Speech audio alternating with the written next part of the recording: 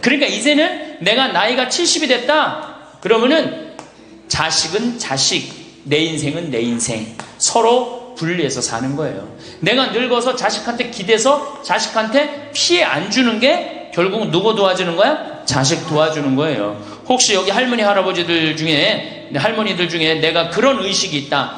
내가 늙어서 자식한테 호강을 받아야 되겠다. 이런 의식이 있으면 빨리 버리세요.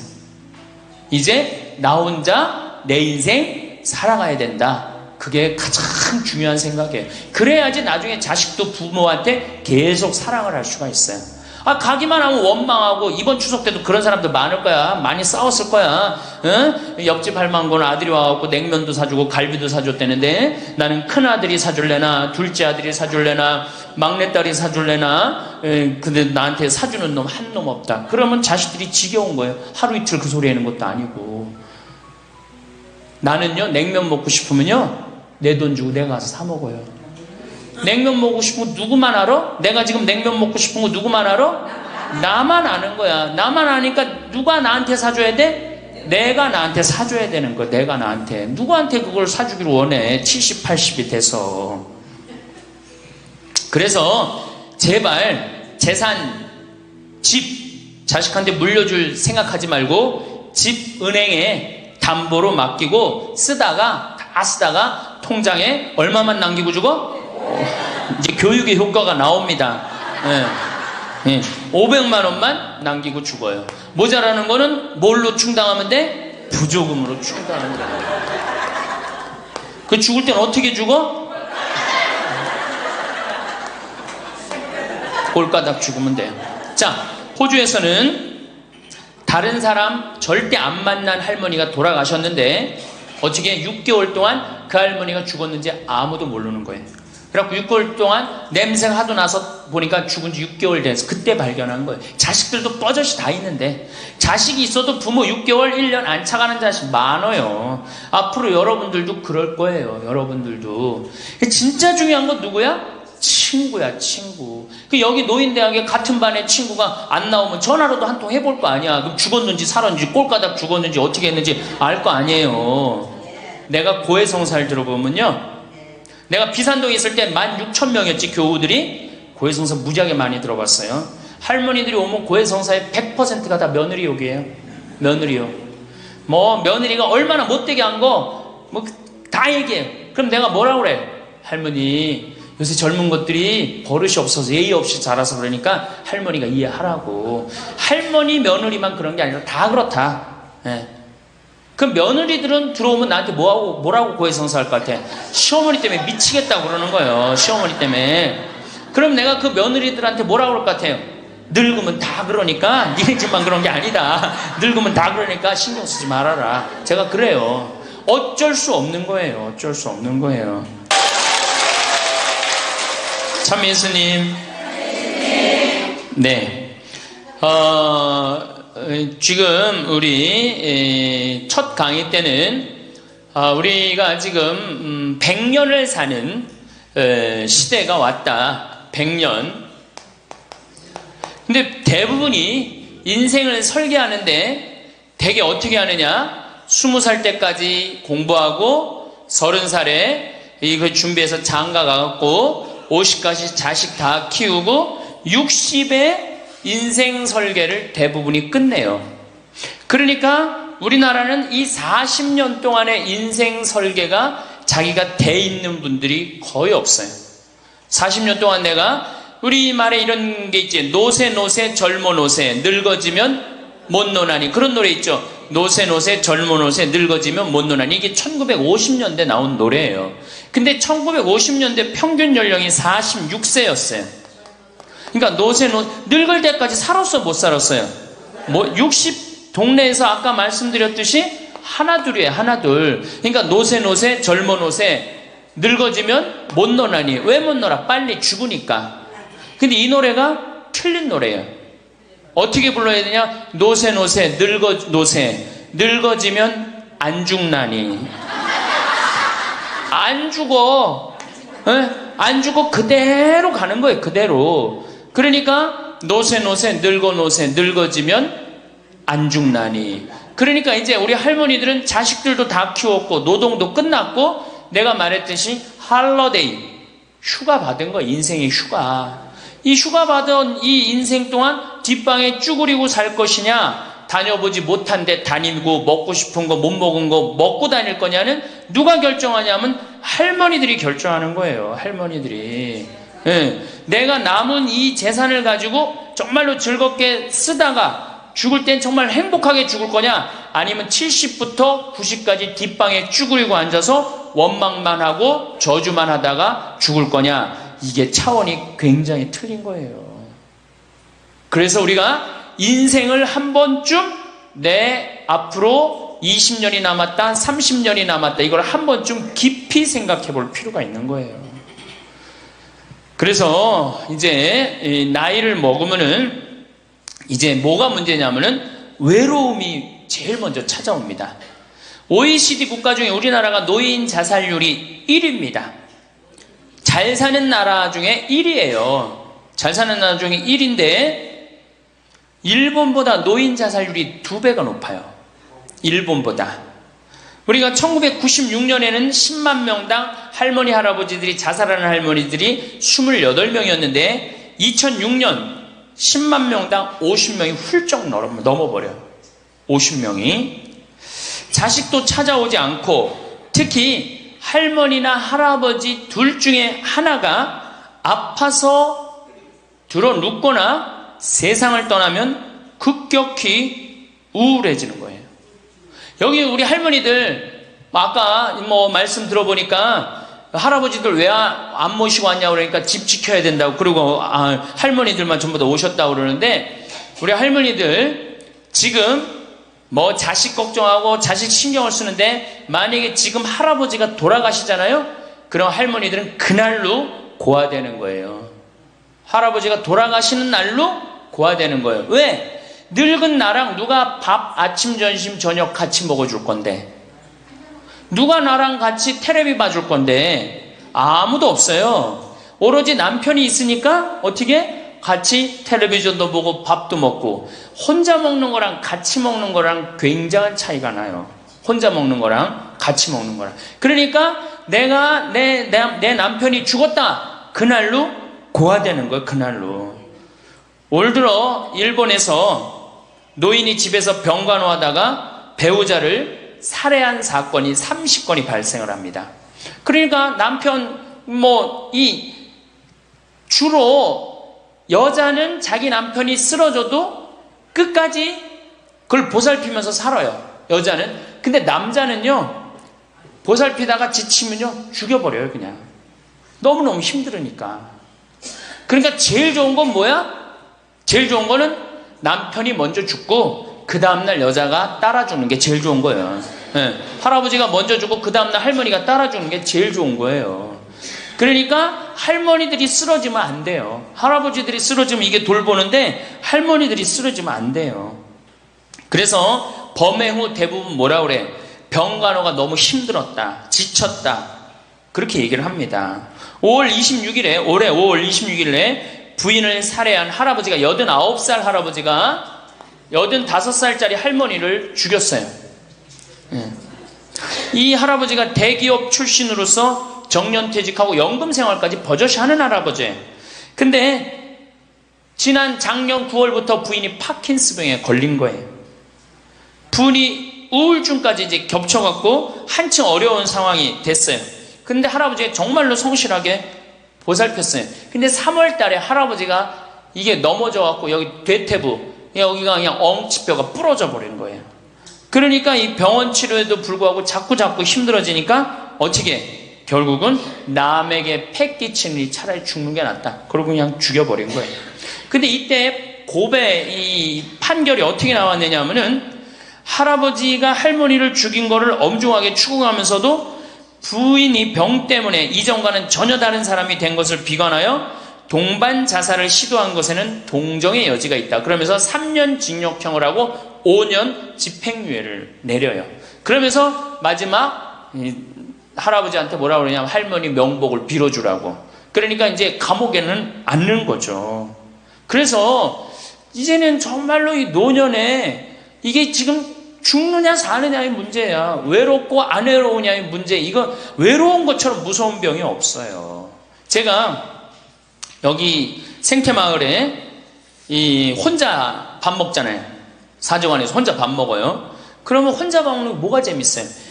작년에 우리 집에 안식년하는 신부님이 두 분이 와 계신데 두 분하고 이렇게 밥 먹는데 밥 먹는 시간이 너무 재밌는 거예요. 얘기도 하고 뭐 누구 흉도 보고 뭐 무슨 일 얘기 잘 모르는 정보도 얘기하고 너무 텔레비전도요. 저는 혼자 텔레비전 보면 재밌을 것 같아요? 재미없어요. 나는 우차사나 개그 콘서트를 한 번도 본 적이 없어요. 근데 안식년하는 신부님 오고 난 다음부터 내가 우차사를 1년 내내 봤다니까. 혼자 보고 웃는 건 그거는 정말로 이상하잖아요. 혼자 보고 막 방에서 혼자 깔깔고 미친 거지. 혼자 보고 웃고. 근데 신부님하고 우리 나하고 안식년한 이용삼 신부님하고 같이 1년 동안 저녁에 우차사를 봐도 재밌고 뭘 봐도 재밌는 거야. 둘이가 그래서 좋은 거예요. 신부 그냥 혼자 밥 세끼 먹고 혼자 저녁에 텔레비전 보고 정말로 그거 쉬운 게 아니거든요. 근데 할머니들은 나는 원래 처음부터 그랬으니까 그거를 했는데 둘이 텔레비전 보고 둘이 밥 먹다가 어느 날 갑자기 둘 중에 하나가 죽었다. 그럼 그날로 고아되는 거예요. 그 외로운 시간을 자식들이 이해하지 못한단 말이에요. 절대 이해하지 못해요. 그래서 다정하고 아침부터 저녁까지 있었던 일을 얘기하겠어요? 뭘 얘기하겠어요? 근데 우리나라는 이 부부가 60 넘은 부부가 애인같이 살아야 되는데 이건 애인같이 사는 게 아니라 왼수같이 살아. 그래요 안 그래요? 왜? 우리는 결혼하자마자 어떻게 했어? 자식 키우느냐고 엄마는 정신없이 바쁘고 아빠는 나가서 돈 버느냐고 정신없이 바빴어요. 그래갖고 둘이서 데이트할 기회가 없었어. 연애할 시간이 없었어. 근데 어느 날 갑자기 그래서 우리나라는 안사람 바깥사람 그랬잖아요. 근데 어느 날 갑자기 바깥사람이 이게 안 죽으면서 당신이 이제 사회에서 필요 없으니까 어떻게 해라 집으로 가라. 그래갖고 집에 들어가고 안방에 들어와서 안사람이 되는 거예요. 평생 사랑한다는 말 한 번 안 하고 다정하게 뽀뽀 한 번 안 했는데 이게 둘이서 같이 사니 이게 집안이 평화로워요? 안 평화롭지? 그러니까 서양은 20대 만나갖고 안 맞으면 30대 바꾸고 30대 만나갖고 안 맞으면 40대 바꾸고 40대 만나갖고 안 맞으면 50대 바꾼 부부가 50대부터 100살까지 애인같이 산대요. 소중함을 알아서. 근데 우리는 20대부터 50대까지 한 번도 안 바꾸는 거야. 한 번도 안 바꾸고 어느 날 갑자기 바깥에서 전심 저녁 먹고 들어오던 사람을 이게 밥 새끼를 다 차려줘야 되니 이게 쉬워요? 쉽지 않지? 그러니까 왼수라고 그러는 거지. 왼수. 애인이 아니고. 방도 어떻게 써? 아니 늙어서 안 그래도 외로운데 방도 그 아파트에서 둘만 사니까 할머니는 안방에서 자고 할아버지는 뒷방에서 자고 잠도 따로 자고 이거 뭐 같이 사나 마나야.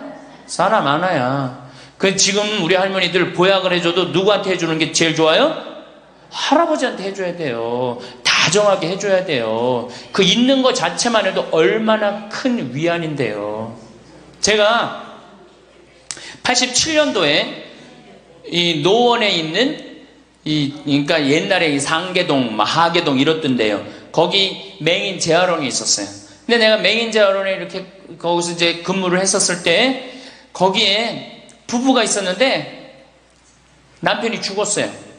남편이 죽어갖고 내가 뭐 정말 염도해주고 그냥 성가도 잘 해주고 그랬는데 그 눈이 먼 그 자매가 그 방을 바꿔달라는 거예요. 그래서 왜 바꾸냐 그랬더니 여길 가도 남편 냄새, 저길 가도 남편 냄새. 남편이 너무 그리워서 못 살겠다는 거예요. 그러니까 그냥 지금은 소용이 없는 것 같지. 그렇죠? 빨리 죽었으면 좋겠고 귀찮지. 밥 새끼 해주는 거. 그런데 그 묵뚝뚝한 할아버지가 없으면요 정말로 외로워지는 거예요. 그러니까 할아버지들한테 좀 잘하세요. 자식한테 신경 쓸 거 할아버지한테 한 번만 더 신경 쓰세요. 진짜 지금 중요한 동반자는 누구야? 할아버지들이야. 구박 좀 하지 말고. 노년처럼 축복받은 삶이 어딨어요. 저는요 여러분들처럼 80까지 사는 게 원이에요. 사는 게 얼마나 좋은데요. 사는 게 제가 신학생 때 몸이 안 좋았어요. 건강이 안 좋았어요. 우리 뭐 15년 전에 우리 할머니들 나 봤을 때 내가 47kg였어. 47kg. 근데 지금 57kg야. 그러니까 신학생 때 내 이 허리띠가 여기에 정상적으로 있었던 적이 없어요. 여기 앉아있으면 여기 어디가 있고 딴 날은 여기가 있고 허리띠가 제자리를 잡은 적이 한 번도 없어요. 그러니까 내 동창 신부들이 이제 내일 모레 오는 호계동에 우리 최영남 신부하고 작년에 나하고 같이 살던 이용삼 신부가 신학생 때 그랬어요. 너 신부 돼갖고 40살까지 살면 이별여행 가준다 그랬어요. 40살까지만 살아라 이거지. 그때까지 못 살 줄 알았거든. 내일 모레 죽을 것 같이 고였거든요. 그래서 40살까지 살면은 큰 컨테이너 트럭 하나 거기다가 먹을 것 침대 다 해갖고 세계 구경시켜주겠다 그랬어요. 근데 내가 신부가 되고부터 건강해지기 시작하는 거예요. 그러더니 그 비산동에서도 좀 건강해졌는데 이제는 여기 이제 평창에 와서 흙집에서 사니까 완전 건강해진 거예요. 그래서 내 목표가 40에서 바뀌었어요. 80으로. 왜? 이게 건강하고 보니까 사는 게 너무너무 좋은 거예요. 밥도 맛있고 정말 매일매일 이렇게 행복할 수가 없어. 이게 오래 사는 건 큰 축복이에요. 할머니 할아버지들 지금 6.25 전쟁 통해 안 죽었지, 교통사고로 안 죽었지, 암으로 안 죽었지, 지금까지 사는 건 하느님의 은총 축복 아니면 지금까지 못 살아요. 이 좋은 축복의 시간을 어떻게 살아야 돼? 행복하게 살아야 될 거 아니야. 그러니까 행복한 방법을 잘 알아야 돼요. 근데 노년에는 스스로 잃어버리는 게 너무 많다고 생각을 해요. 나이를 먹을수록 우리는 더 많은 슬픔을 견뎌야 하고 더 많은 것을 잃는다. 상실은 그야말로 노년의 가장 두드러진 단면이다. 친구들, 친척들, 배우자, 심지어 자녀들이 먼저 갈지도 모른다. 어제 100살 먹은 할머니 얘기를 들어보니까 자식들이 다 먼저 갔다는 거예요. 그러니까 먼저 가는 경우도 있어요. 지금 안 죽으니까. 그럴 때는 그 상실감이 훨씬 더 크다는 거예요. 그러니까 외로움이 점점 나이를 먹으면 먹을수록 증가하는 거죠. 외로움, 고독. 제일 무서운 거예요. 나이 먹어서. 상실은 단순히 죽음만을 뜻하지 않는다. 삶의 모든 측면이 상실의 영향을 받는 듯하다. 상실은 사회적, 경제적인 것에 국한되지 않는다. 그러니까 자꾸 내가 잃어가는 거, 육체적인 상실도 있다. 눈이 침침해지고 독서나 운전이 어려워져서 많은 즐거움을 주었던 활동이 곤란해진다. 노년은 외모에도 영향을 준다. 젊었을 땐 피부도 뽀얗고 정말 얼마나 예뻤어요. 여기 보니까 젊었을 때 한 미모 했을 할머니들이 내가 보니까 굉장히 많어. 그러면 기가 막혔을 텐데 외모에는 상실을 경험한 사람들은 그들의 경험을 다른 사람들과 나눌 수 있어야 한다. 다른 모든 형태의 활동과 마찬가지로 이것도 기도하는 마음으로 겸손하게 해야 한다. 그래서 이 외로움, 상실, 이때 가장 중요한 게 누구냐면 친구라는 거예요. 이 친구랑 함께 나누는 것처럼 중요한 게 없다는 거예요. 그런데 나이를 먹으면은 자식하고 같이 살다 보면 자식 이사 갈 때 이사 가요 안 가요? 따라가요 안 가요? 자식 이사 갈 때 따라가고 친구 한둘 죽기 시작하고 그러면서 자꾸 친구가 멀어지는 거예요. 이거 굉장히 안 좋은 거예요. 그래서 저도 우리 어머니 아버지 지금 수원 정자동에 사는데 아무데도 이사 가는 걸 제가 권하지 않아요. 거기서 30년 동안 살았는데 거기 친구들이 얼마나 많아요. 친구들하고 같이 살다가 친구들하고 어울려서 얘기도 하고 칼국수도 먹고 술도 한잔하고 그러시다가 그 동네에서 돌아가시라는 거예요. 미국 하버드 대학에서 이런 프로그램이 나왔어요. 그래서 살던 데서 죽도록. 우리가 늙으면 양로원 가면 되지 뭐 이러는 생각 많이 하시죠? 그런데 미국에서는 양로원 가는 게 10%도 안 돼요. 다 자기 살던 집에서 죽어요. 그게 가장 노년에 좋다는 거예요. 그러니까 할머니들도 어디 이사 갈 생각하지 말고 어떻게 살던 데서 살다가 죽는 게 제일 좋은 거예요. 누구랑? 친구랑. 아니 손자가 같이 놀아줘, 아들이 같이 놀아줘. 손자는 학원 다니기 바쁘고 학교 다니기 바쁘고, 근데 언제 같이 놀아줘? 그놈의 손자한테 용돈 줄 돈 있으면 그 돈 가지고 친구하고 냉면 사 먹는 게 훨씬 나은 거예요. 정신 똑바로 차려. 지금 막걸리 먹고 해롱해롱 할 때가 아니에요 지금.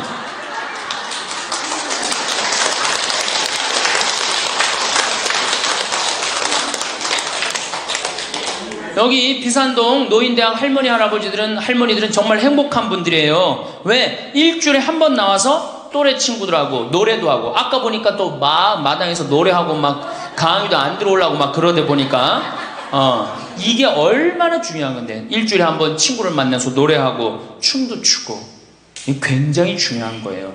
그래서 노인대학 중간에 관두지 마세요. 죽을 때까지 다녀. 죽을 때까지. 네. 그거 가면 밥도 그냥 주잖아. 이야, 얼마나 좋아. 아니, 노인대학 다니까 지금 이 수학여행 온 거 아니야? 1박 2일? 수학여행도 오고. 아유, 한 신부님이 얼마나 훌륭해. 그냥 이쁘게 생기기도 했지만 얼마나 훌륭해. 할머니들 그냥.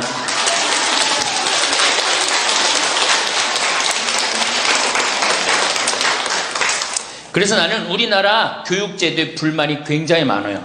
왜냐? 초등학교 6년, 중고등학교 6년, 대학교 4년 배워서 60까지 먹고 사는 거예요. 그렇죠? 초등학교 6년, 중고등학교 6년, 대학교 4년 배워서 60까지 울고 먹는 거예요. 그럼 25에서 60까지, 그럼 보통 한 30살 되면은 한 30년 울고 먹고 사는 거예요. 자, 60부터 지금 100살까지 살아. 그럼 몇 년이야? 40년이죠? 이 40년 울고 먹으려면 어떻게 해야 돼? 다시 학교 다녀야 돼요. 배워야 된다는 얘기예요. 그래서 여러분들 지금 대학 다니는 거 아니야? 노인대학? 그렇죠? 그러니까 이 노인대학이 천주교가 제일 잘하는 것 중에 하나가 뭐예요 지금? 노인대학이에요. 정말로 잘하고 있는 거예요. 저는 우리나라 교육제도에 불만이 많은 사람이에요.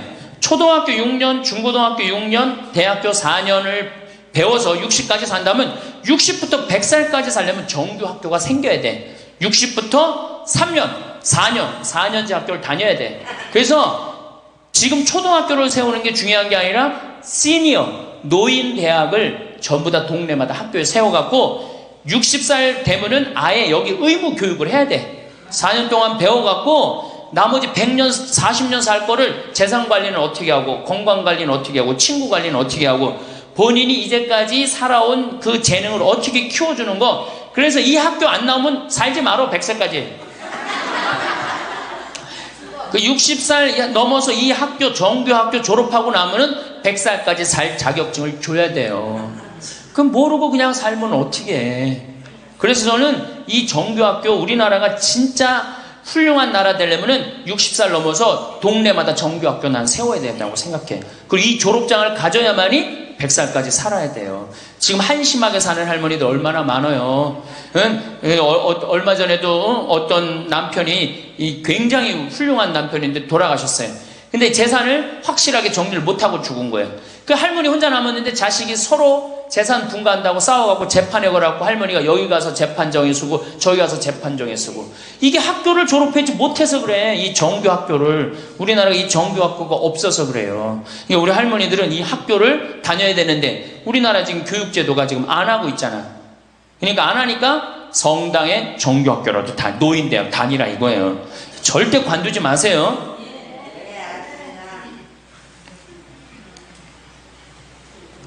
며칠 전에 능평성당에 70대 된 할머니 할아버지 네 부부가 여기 와서 2박 3일 동안 놀고 가셨어요.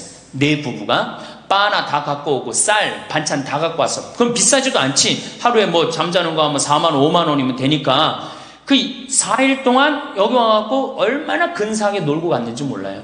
그러니까 가능한 한 집에서 자주 벼야 돼. 집을 며느리하고 가능한 한 안 마주치는 게 좋은 거예요. 그래야지 며느리도 편안하지. 누구도 편안해? 나도 편안해요. 뒷방에서 쭈그리고 앉아있으면 알아주는 사람 아무도 없다 이거예요. 아무도 없어요. 그래서 뒷방에서 쭈그리고 앉아갖고 방 출입하지 않으면은요, 그렇게 뒷방에 깜깜하게 있으나 관 속에 깜깜하게 있으나 똑같은 거예요. 살아도 살아있는 게 아니란 말이에요. 그 살아있으려면 멋있게 살아있어야 될 거 아니야. 그러니까 놀러도 좀 가고. 이제 노년에 첫 번째, 외롭다. 말씀드렸어요. 외롭다. 예. 두 번째로는 노년에 이 자식들하고 문제예요. 자식들하고 갈등이 생기기 시작해요. 내가 이렇게 많이 쏟아 넣었는데 너는 나한테 해주는 게 뭐가 있느냐, 이렇게 계속 섭섭해요. 근데 사실 자식들도 살기 힘들어요. 생각해봐. 자식들 아파트 청약 보야지, 애들 학원 보내야지, 전기세 내야지, 전화비 내야지, 먹어야지. 그렇죠? 그 자가용 타고 다니면 요즘 기름값 올라가면 기름값 내야지. 아프면 또 저기 뭐 병원 가야지. 대충 따져보니까 한 달에 최소한 라면만 먹어도요 150만 원에서 180만 원이 들어가요. 그럼 나 먹고 살기도 힘든데 죽지도 않는 어머니 아버지 오랫동안 계속 잘 모실 수 있어요? 잘 모실 수가 없어요. 그걸 바라는 것도 사실은 미안한 거예요. 미국은 집으로 깔고 있는 게 30%, 금융자산이 70%예요. 할머니, 할아버지들이. 집으로 깔고 있는 게 30%, 금융자산이 70%예요. 그래갖고 70%를 쓰다가 죽어요, 미국은. 우리나라는 집으로 깔고 있는 게 90%, 금융자산이 10%야.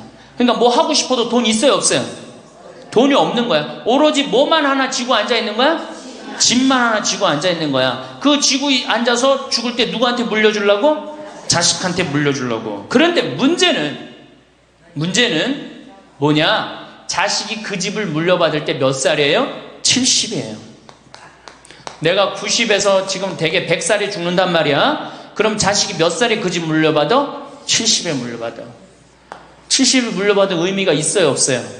의미가 없어요. 차라리 이 집 정리해갖고 나도 맛있는 거 먹고 구경하고 싶은 거 구경하고 돌아다니고 싶은 거 돌아다니다가 자식한테 자식도 같이 쓰다가 죽는 게 낫지. 집 남겨놓으면 반은 국가가 갖고 가고 반은 네가 더 갖느냐 내가 더 갖느냐 싸운단 말이에요. 반은.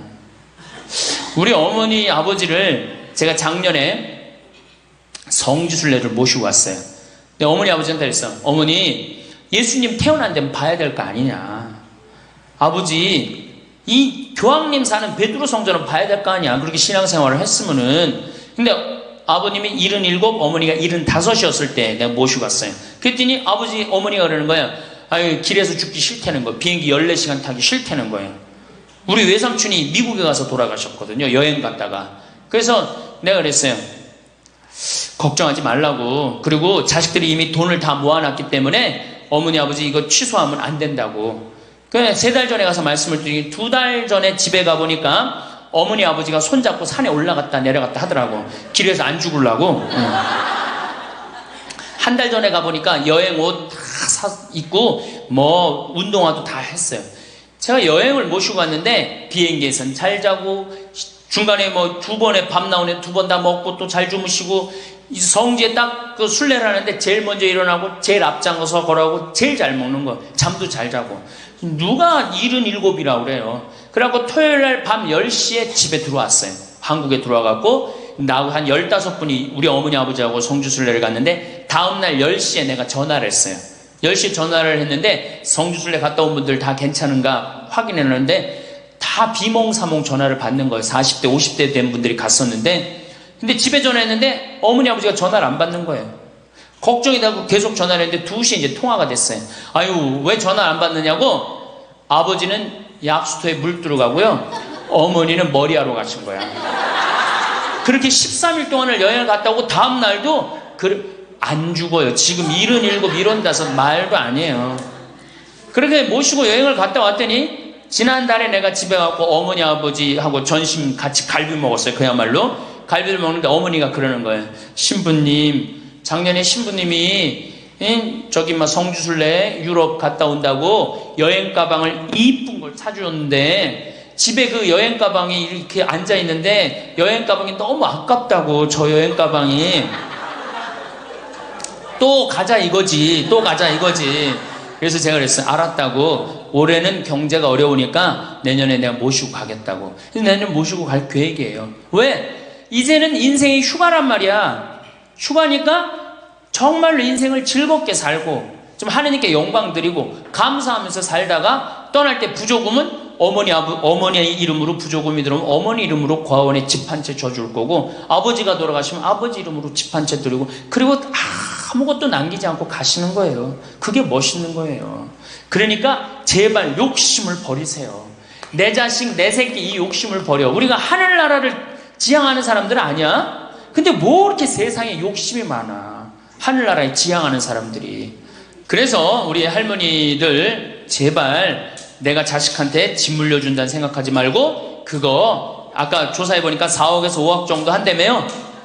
내일 집에 돌아가면 바로 은행에 가세요. 응? 그래갖고 바로 은행에 잡혀갖고 한 달에 2억이면 20년 쓸 수 있어요. 한 달에 200만 원. 그러니까 100만 원씩. 한 달에 100만 원이면 쓸만해, 안 쓸만해요? 쓸만하죠? 예, 그건 뭐 내가 이제 다음 시간에 말씀을 드릴 거예요. 자, 외롭고 친구가 없고 그 다음에 자식하고 관계가 안 좋아져요. 그 다음에 나이를 먹으면은 몸이 여기저기에 아파요. 잘생기고 이뻤던 얼굴에 검버섯이 피죠. 그렇죠? 곱고 이뻤던 얼굴이 쭈글쭈글해지고, 그렇죠? 예. 당뇨병이 생겨서 기력도 빠지고, 관절염이 생겨서 무릎도 아프고, 골다공증이 생겨서 넘어지기만 해도 뼈가 부러지고, 심장병도 생기고, 또 치매까지 걸리면 자식인지 누군지 구분도 못하고, 예? 여기가 하늘인지 땅인지, 예? 그것도 구분 못하고, 고혈압으로 쓰러져 갖고 다리 한쪽 질질 끌고 다니고, 그런 거를 주위에서 자꾸 보면 자꾸 자신감이 있어요, 없어요? 없죠? 그런데 이런 사람들은 극히 드물다는 거예요. 그리고 여기 있는 할머니들은 지금 안양에서부터 여기까지 관광버스 타고 2시간 반 동안 왔죠?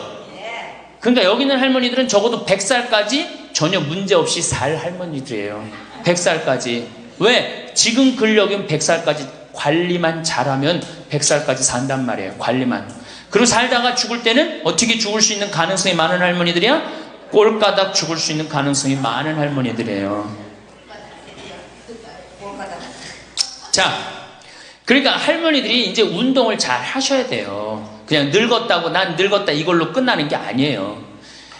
우리 할머니들, 며느리들한테 섭섭한 할머니들 많죠? 100명이면 99명이 며느리한테 섭섭해요. 100명이. 맞죠? 네. 아유, 솔직해네. 비산동 할머니들이. 왜 내가 100명이면 99명이 며느리한테 섭섭하냐면, 내가 고해성사를 들어보면요, 내가 비산동에 있을 때 16,000명이었지, 교우들이. 고해성사 무지하게 많이 들어봤어요. 할머니들이 오면 고해성사의 100%가 다 며느리 욕이에요. 며느리 욕. 뭐 며느리가 얼마나 못되게 한 거 뭐 다 얘기해요. 그럼 내가 뭐라고 그래? 할머니, 요새 젊은 것들이 버릇이 없어서 예의 없이 자라서 그러니까 할머니가 이해하라고. 할머니, 며느리만 그런 게 아니라 다 그렇다. 예. 그럼 며느리들은 들어오면 나한테 뭐라고 고해성사할 것 같아? 시어머니 때문에 미치겠다고 그러는 거예요. 시어머니 때문에. 그럼 내가 그 며느리들한테 뭐라고 그럴 것 같아요? 늙으면 다 그러니까, 니네 집만 그런 게 아니다. 늙으면 다 그러니까 신경 쓰지 말아라. 제가 그래요. 어쩔 수 없는 거예요. 어쩔 수 없는 거예요. 자, 그런데 할머니들하고 며느리들하고 입장을 조금 생각을 해봐. 자, 우리 할머니들 자식들 키웠을 때, 막 키웠을 때 태어났어. 막 손가락에 꼬무락거리고 막 저기 막 옹알이하고 이뻐요, 안 이뻐요? 아, 이놈이 일어났어. 뻗떡. 그래갖고 걸으면 한 걸음 뛰었을 때 흥분돼요, 안 흥분돼요? 흥분되죠? 걸어. 그럼 기가 막히게 행복하죠? 그 행복은 아마 생각해봐. 기가 막히게 행복했을 거야. 거기다 엄마라고 그래봐. 어때요? 아, 막 죽지, 엄마라고 그러면은. 막 죽어, 엄마라고 그러면은. 거기다가 이제 애가 가방 들고 막 학교 갔다가 뛰어왔다 하고, 아, 이놈이 키가 중학교, 고등학교 됐는데 나보다 더 커져. 뿌듯해요, 안 뿌듯해요? 이게 키우는 맛이요, 보통 큰 맛이 아니에요. 그런데 반대로 입장을 바꿔놓고 이제 생각을 해보면, 우리 어머니가 70이 됐어. 문을 열고 나오면은 아이고 그런단 말이야. 부모는 자식을 키우는 재미에 정말로 푹 빠져있지만, 자식은 부모가 죽어가는 걸 본단 말이야. 얘야 눈이 좀 안 보인다. 보니까 백내장이 걸렸어. 눈이 또 났더니 얘야 무릎이 아프다. 그러니까 무릎에 여기 그냥 저기 물렁뼈가 다 없어졌고 그 뼈 수술해줬어. 그러니까 문 열고 나오면 아이고 좋아질 가능성이 있어요? 점점 나빠져요? 점점 점점 죽어가는 걸 보는 거예요. 누가 더 기쁠 것 같아? 자식을 키울 때가 기쁠 것 같아? 죽어가는 부모를 보는 게 기쁠 것 같아요? 여기는 안타까움, 짜증, 의무감 이런 게 들었어. 여기는 기쁨이 있고. 그러니까 우리 할머니들 자식들한테 나한테 왜 이렇게 섭섭하게 하나 원망할 필요가 없어요. 그 죽어가는 걸 보는 건 슬픈 거예요. 그건 외로운 거예요. 이게 정말 좋은 건 뭐야? 그 모습을 자식한테 안 보이는 거예요. 따로 떨어져서 사는 게 제일 좋은 거예요. 따로 떨어져서 사는 게. 그러니까 제발 같이 살 생각 좀 하지 마세요. 자식한테 뭐 의지하고 기대하고 산다. 지금부터 피눈물 나는 이야기를 하겠습니다. 제가 평택에서 알고 있던 할머니 한 분이 옛날에 과학 선생님을 했어요. 이 할머니가 나이가 82살인데 글쎄 75살 되던 해에 아들이 꼬신 거예요. 어머니가 살던 아파트 팔고 내가 사는 아파트 팔아서 50평짜리 아파트를 사자. 그래서 75살 먹은 할머니가 그런 생각을 했대. 내가 살면은 얼마나 사나? 살면 얼마나 사나? 여기 혹시 나는 살면 얼마나 사나 그런 생각 하시는 분들 손 들어보세요. 절대 그런 생각 하지 마세요. 안 죽어.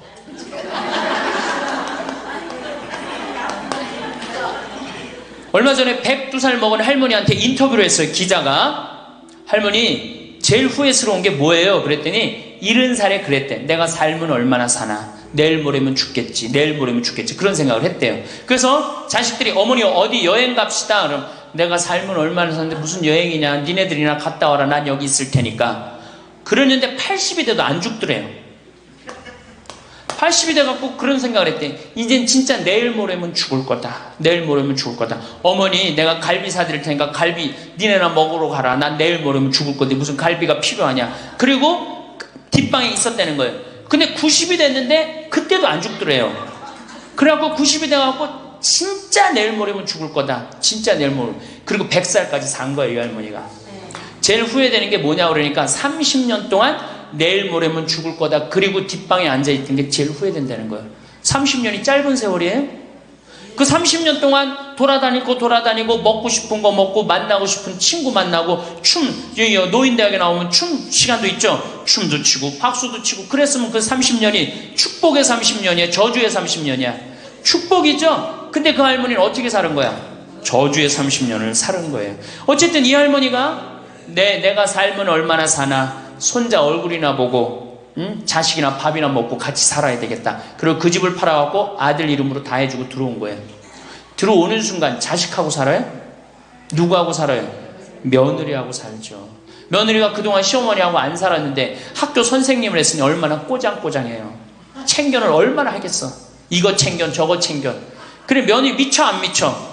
미치죠. 며느리 성당도 나가기 싫은 거. 시어머니 열심히 나가는 성당. 그러니까 어떻게 성당 안 나가니까 성당 안 나간다고 또 욕하고. 그러니까 점점 원수가 되는 거예요.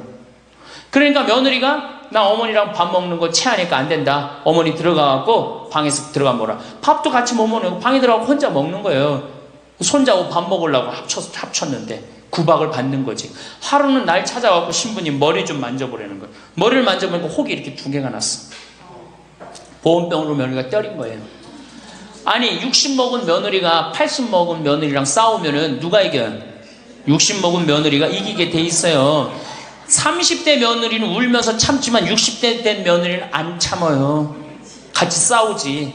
그래갖고 혹이 이렇게 2개가 나서 왔어요. 할머니 왜 그러고 사냐. 나하고 저 소송 걸자. 그럼 지금 아파트가 8억이니까 할머니 25평 그쪽 25평이니까 4억이니까 할머니 4억 찾아갖고 우리 집에 오면은 내가 죽을 때까지 평창에서 모시고 살겠다. 4억이면 그래 82이니까 100살까지면 4억이면 살거든요. 그래 살자. 그래갖고 나하고 고소장을 다 썼어요. 학교 선생님이랑 얼마나 잘 썼는지 몰라. 그래갖고 재판 날짜를 이제 잡아갖고 변호사 다 해갖고 보냈어. 재판이 지나고 났는데 1주일이 돼도 안 나타나고 2주일이 돼도 안 나타나는 거야. 한 달 만에 성당에 나타났어. 제가 할머니 어떻게 된 거냐 그랬더니 재판하는 날 아들이 무릎 꿇고 어머니 재판 취하해 좀 내가 잘 모시겠다고. 그래서 취하를 했다는 거예요. 그게 취하를 한 거, 그래 할머니 그럼 나한테 뭐야 날 나쁜 놈으로 만들었느냐, 자식 욕하고 며느리 욕하게 만들었느냐, 신부님 자식 이기는 부모 어디 있느냐고, 자식이 잘하겠다는데 어떻게 내가 그거를 우기느냐고. 이미 80 넘어서 자식이 아니에요, 왼수예요, 왼수. 그래갖고 할머니 이제 자식한테 맞고 살던 나한테 찾아오지 말아라. 3달 됐는데 새벽에 전화가 왔어. 신부님 저 마리아예요. 그래서 어떻게 된 거냐 할머니, 왜 성당에 요새 안 나타나느냐 그랬더니 그 집에 사는 게 너무 괴로워서 스스로 전라도에 있는 양론에 들어간 거예요. 자식한테 재산을 주면 3가지를 잃어버려요. 첫 번째 자식을 잃어버려요. 두 번째 본인의 인생을 잃어버려요. 세 번째 재산을 잃어버려요. 그러니까 우리 할머니들은 자식도 안 잃어버리고 인생도 안 잃어버리고 재산도 안 잃어버리려면 어떻게 해야 돼? 자식하고 따로 내가 가지고 있는 은행에 가서 담보로 넣고 그거 다 쓰다가 죽는 게 제일 좋은 거예요. 자식한테 피해 안 주고. 그러면은 신부님 나 늙어서 죽을 때 어떻게 해? 늙으면은 남들이 알아서 해주겠지 이런 생각한단 말이야. 그래서 내가 항상 하는 얘기가 거지 근성을 버려라. 남들이 뭘 알아서 해줘. 늙은 나를 누가 책임져줘? 누가 책임져야 돼? 내가 책임져야 돼요. 그래서 내가 공부하고 내가 따라다니면서 배워야 돼. 그래서 60부터 64살까지 정규학교를 다녀야 돼. 이런 거 배우는 거. 참 예수님. 네. 지금 우리 첫 강의 때는 우리가 지금 100년을 사는 시대가 왔다. 100년. 근데 대부분이 인생을 설계하는데 되게 어떻게 하느냐? 20살 때까지 공부하고 30살에 이거 준비해서 장가 가갖고 50까지 자식 다 키우고 60에 인생 설계를 대부분이 끝내요. 그러니까 우리나라는 이 40년 동안의 인생 설계가 자기가 돼 있는 분들이 거의 없어요. 40년 동안 내가 우리 말에 이런 게 있지. 노세 젊어 노세 늙어지면 못 노나니. 그런 노래 있죠. 노세 젊어 노세 늙어지면 못 노나니. 이게 1950년대 나온 노래예요. 근데 1950년대 평균 연령이 46세였어요. 그러니까 늙을 때까지 살았어 못 살았어요? 60 동네에서 아까 말씀드렸듯이 하나둘이에요. 하나둘. 그러니까 노세 젊어 노세 늙어지면 못 노나니. 왜 못 놀아? 빨리 죽으니까. 근데 이 노래가 틀린 노래예요. 어떻게 불러야 되냐? 노세 늙어지면 안 죽나니. 안 죽어. 에? 안 죽어. 그대로 가는 거예요. 그대로. 그러니까 노세 늙어지면 안 죽나니. 그러니까 이제 우리 할머니들은 자식들도 다 키웠고 노동도 끝났고 내가 말했듯이 할러데이 휴가 받은 거. 인생의 휴가. 이 휴가 받은 이 인생 동안 뒷방에 쭈그리고 살 것이냐, 다녀보지 못한 데 다니고 먹고 싶은 거 못 먹은 거 먹고 다닐 거냐는 누가 결정하냐면 할머니들이 결정하는 거예요. 할머니들이.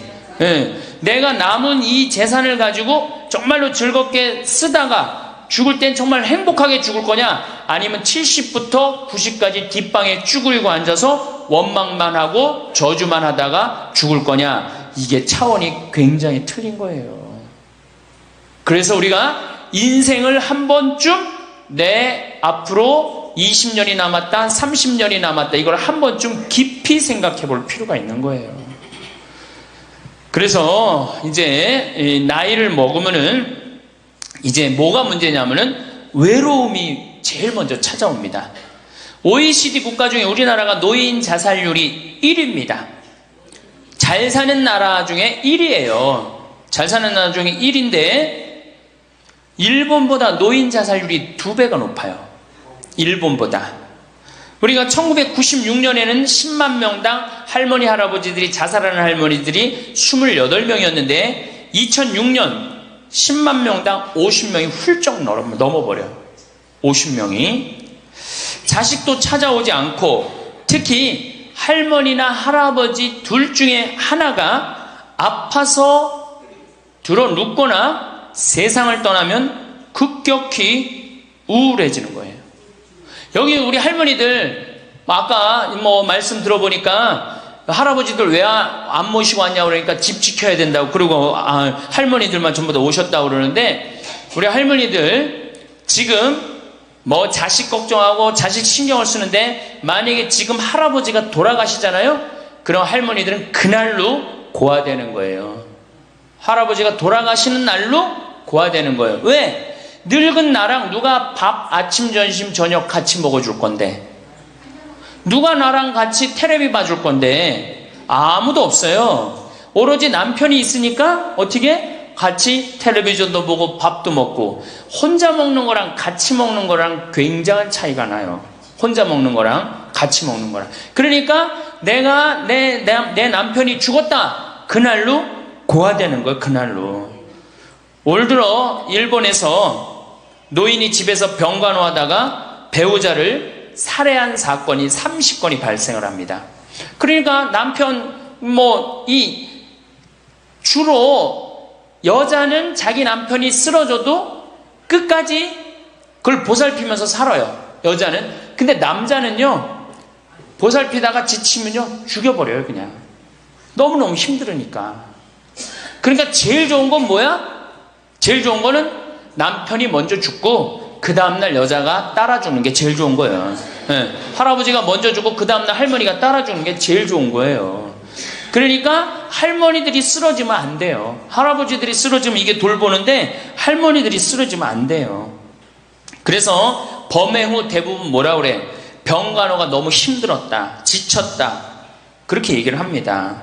5월 26일에 올해 5월 26일에 부인을 살해한 할아버지가, 89살 할아버지가 85살짜리 할머니를 죽였어요.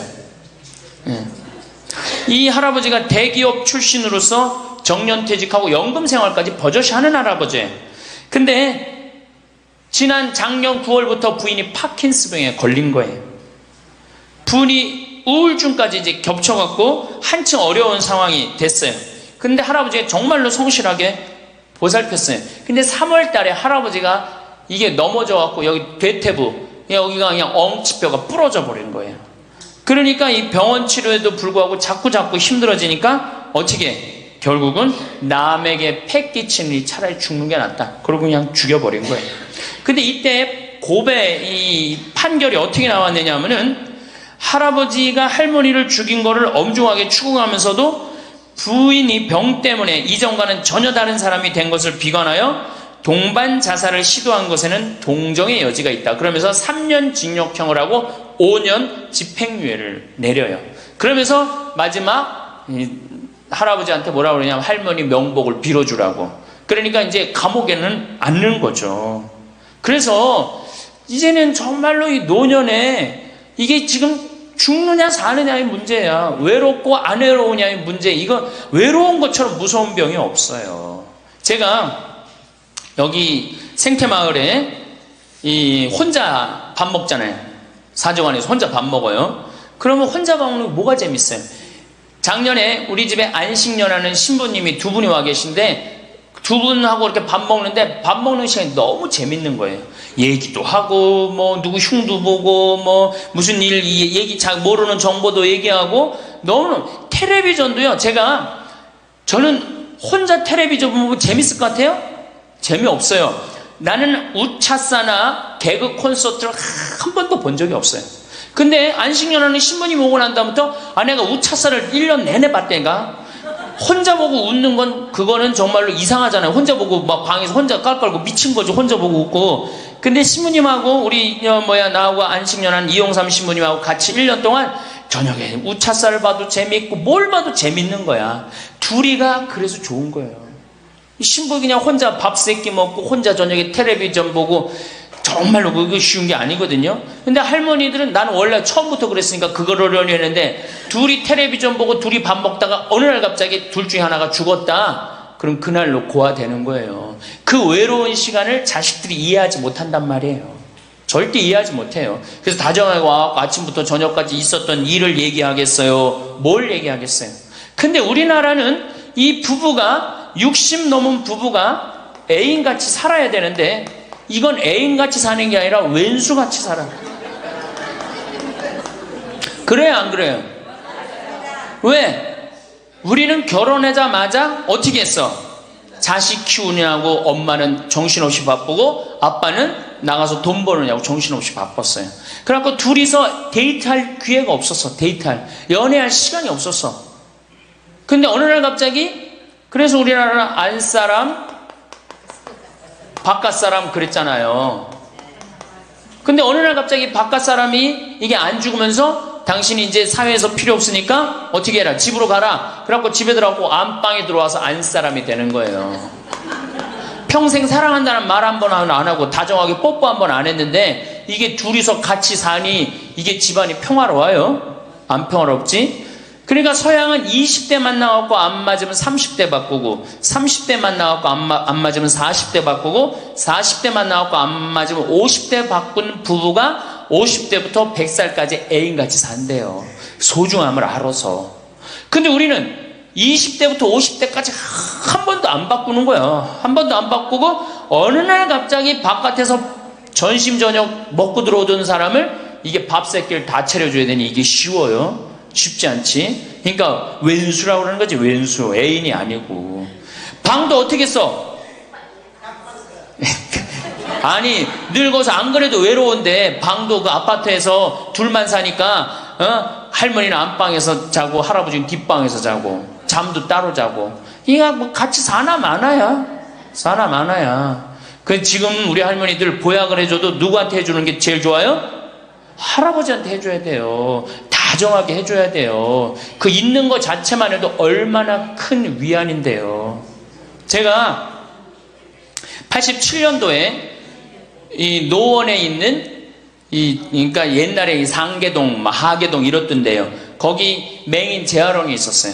근데 내가 맹인 재활원에 이렇게 거기서 이제 근무를 했었을 때 거기에 부부가 있었는데 남편이 죽었어요. 남편이 죽어갖고 내가 뭐 정말 염도해주고 그냥 성가도 잘 해주고 그랬는데 그 눈이 먼 그 자매가 그 방을 바꿔달라는 거예요. 그래서 왜 바꾸냐 그랬더니 여길 가도 남편 냄새, 저길 가도 남편 냄새, 남편이 너무 그리워서 못 살겠다는 거예요. 그러니까 그냥 지금은 소용이 없는 것 같지. 그렇죠? 빨리 죽었으면 좋겠고 귀찮지. 밥 새끼 해주는 거. 그런데 그 묵뚝뚝한 할아버지가 없으면요 정말로 외로워지는 거예요. 그러니까 할아버지들한테 좀 잘하세요. 자식한테 신경 쓸 거 할아버지한테 한 번만 더 신경 쓰세요. 진짜 지금 중요한 동반자는 누구야? 할아버지들이야. 구박 좀 하지 말고. 노년처럼 축복받은 삶이 어딨어요. 저는요 여러분들처럼 80까지 사는 게 원이에요. 사는 게 얼마나 좋은데요. 사는 게. 제가 신학생 때 몸이 안 좋았어요. 건강이 안 좋았어요. 우리 뭐 15년 전에 우리 할머니들 나 봤을 때 내가 47kg였어. 47kg. 근데 지금 57kg야. 그러니까 신학생 때 내 이 허리띠가 여기에 정상적으로 있었던 적이 없어요. 여기 앉아있으면 여기 어디가 있고 딴 날은 여기가 있고 허리띠가 제자리를 잡은 적이 한 번도 없어요.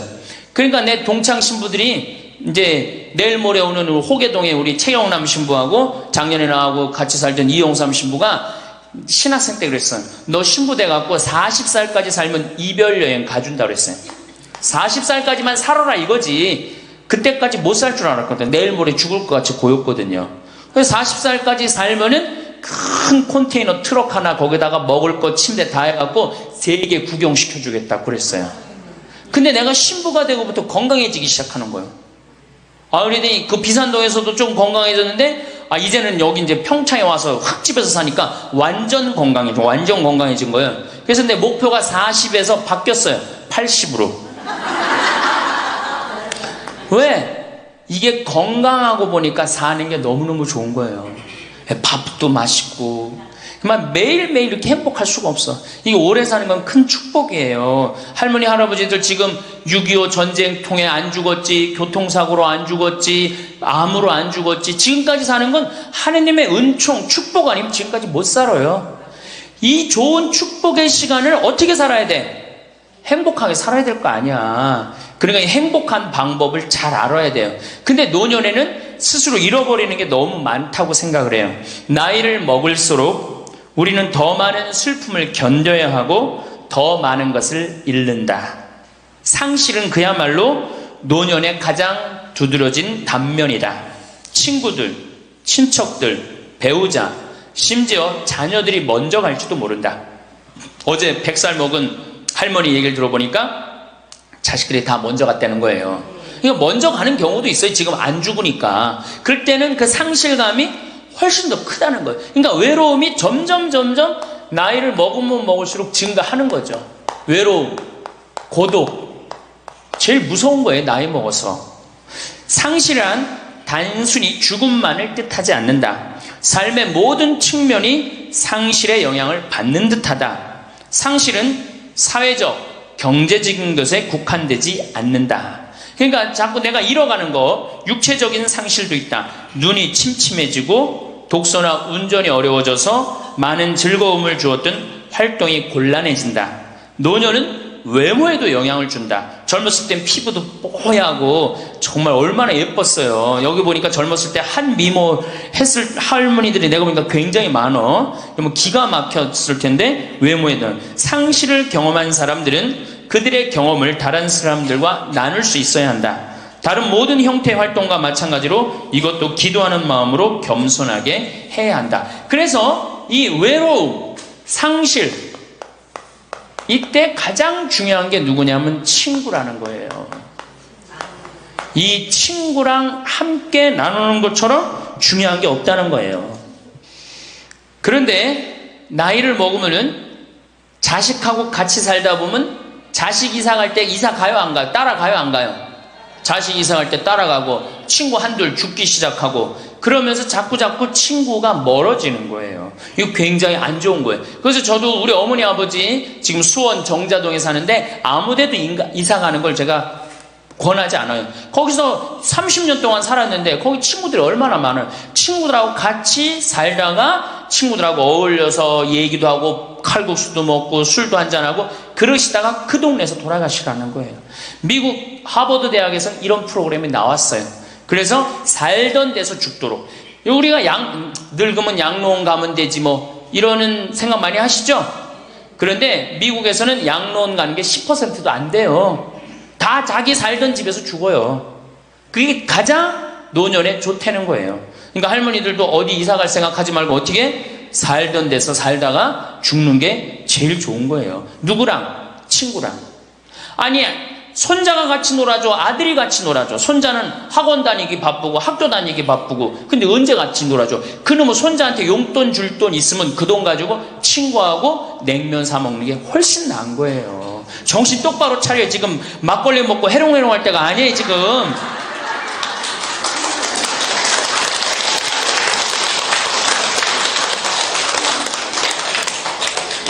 여기 비산동 노인대학 할머니들은 정말 행복한 분들이에요. 왜? 일주일에 한 번 나와서 또래 친구들하고 노래도 하고, 아까 보니까 또 마당에서 노래하고 막 강의도 안 들어오려고 막 그러다 보니까 이게 얼마나 중요한 건데. 일주일에 한 번 친구를 만나서 노래하고 춤도 추고, 이게 굉장히 중요한 거예요. 그래서 노인대학 중간에 관두지 마세요. 죽을 때까지 다녀. 죽을 때까지. 예. 그거 가면 밥도 그냥 주잖아.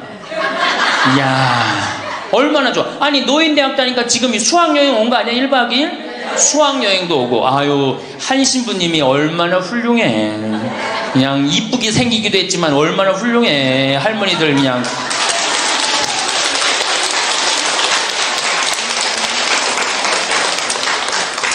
그래서 나는 우리나라 교육제도에 불만이 굉장히 많아요. 왜냐? 초등학교 6년, 중고등학교 6년, 대학교 4년 배워서 60까지 먹고 사는 거예요. 그렇죠? 초등학교 6년, 중고등학교 6년, 대학교 4년 배워서 60까지 울고 먹는 거예요. 그럼 25에서 60까지. 그럼 보통 한 30살 되면은 한 30년 울고 먹고 사는 거예요. 자, 60부터 지금 100살까지 살아. 그럼 몇 년이야? 40년이죠? 이 40년 울고 먹으려면 어떻게 해야 돼? 다시 학교 다녀야 돼요. 배워야 된다는 얘기예요. 그래서 여러분들 지금 대학 다니는 거 아니야? 노인대학? 그렇죠? 그러니까 이 노인대학이 천주교가 제일 잘하는 것 중에 하나가 뭐예요 지금? 노인대학이에요. 정말로 잘하고 있는 거예요. 저는 우리나라 교육제도에 불만이 많은 사람이에요.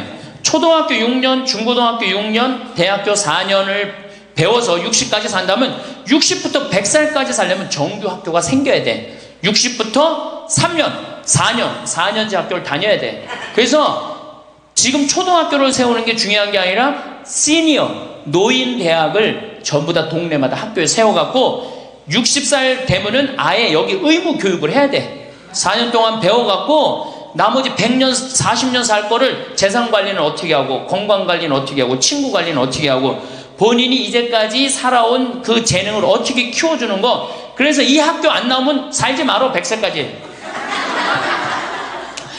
그 60살 넘어서 이 학교, 정규학교 졸업하고 나면은 100살까지 살 자격증을 줘야 돼요. 그럼 모르고 그냥 살면 어떻게 해. 그래서 저는 이 정규학교, 우리나라가 진짜 훌륭한 나라 되려면은 60살 넘어서 동네마다 정규학교 난 세워야 된다고 생각해. 그리고 이 졸업장을 가져야만이 100살까지 살아야 돼요. 지금 한심하게 사는 할머니들 얼마나 많아요. 얼마 전에도 어떤 남편이 굉장히 훌륭한 남편인데 돌아가셨어요. 근데 재산을 확실하게 정리를 못하고 죽은 거예요. 그 할머니 혼자 남았는데 자식이 서로 재산 분가한다고 싸워갖고 재판에 걸어갖고 할머니가 여기 가서 재판 정해쓰고 저기 가서 재판 정해쓰고. 이게 학교를 졸업하지 못해서 그래. 이 정규 학교를. 우리나라가 이 정규 학교가 없어서 그래요. 우리 할머니들은 이 학교를 다녀야 되는데 우리나라 지금 교육제도가 지금 안 하고 있잖아. 그러니까 안 하니까 성당에 정규 학교라도 노인대학 다니라 이거예요. 절대 관두지 마세요.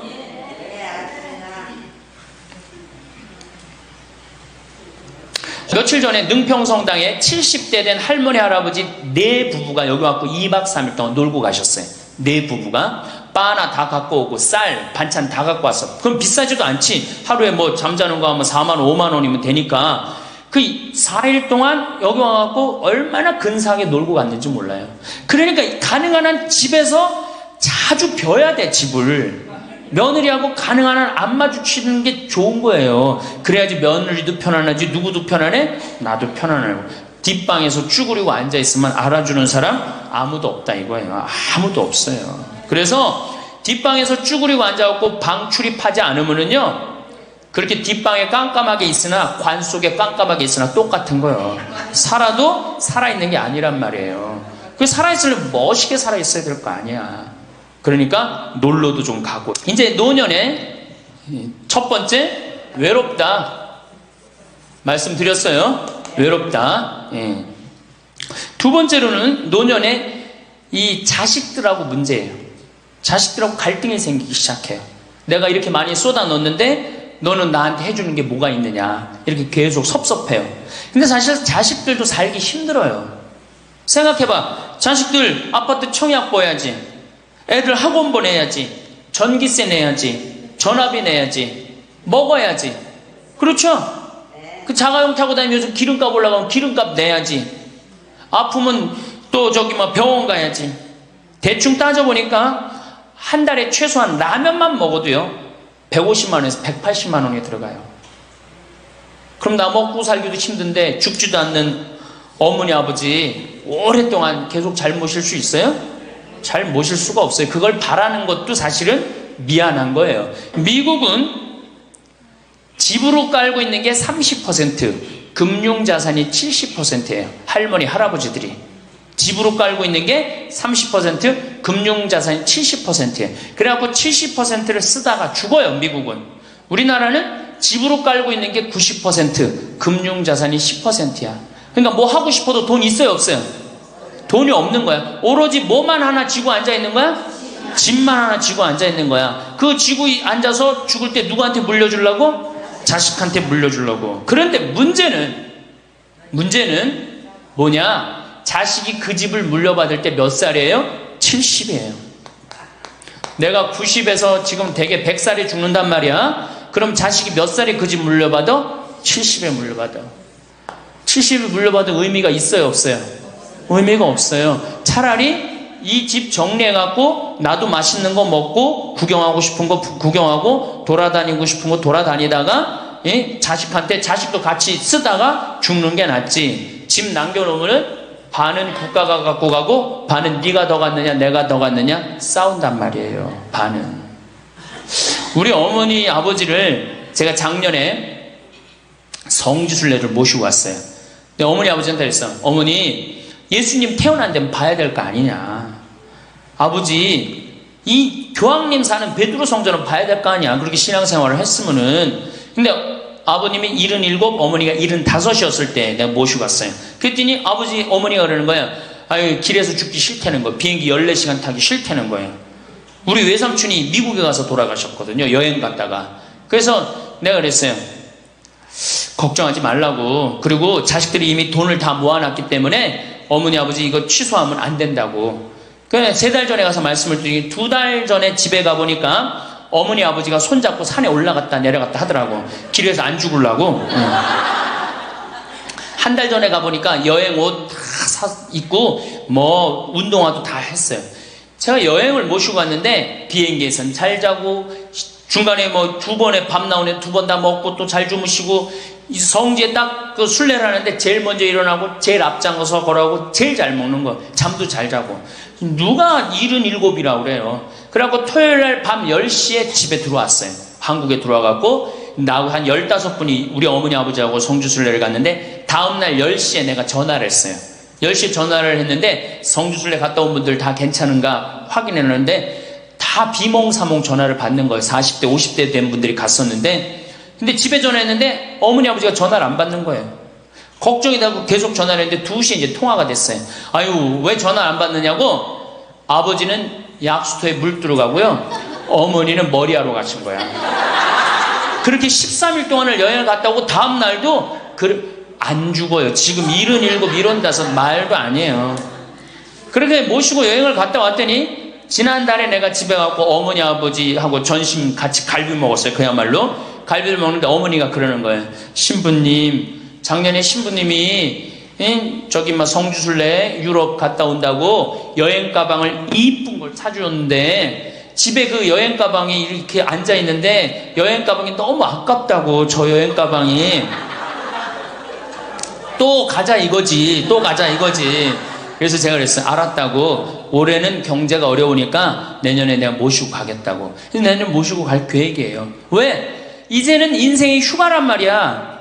휴가니까 정말로 인생을 즐겁게 살고 좀 하느님께 영광 드리고 감사하면서 살다가 떠날 때 부조금은 어머니의 이름으로 부조금이 들어오면 어머니 이름으로 과원에 집 한 채 줘줄 거고 아버지가 돌아가시면 아버지 이름으로 집 한 채 드리고 그리고 아무것도 남기지 않고 가시는 거예요. 그게 멋있는 거예요.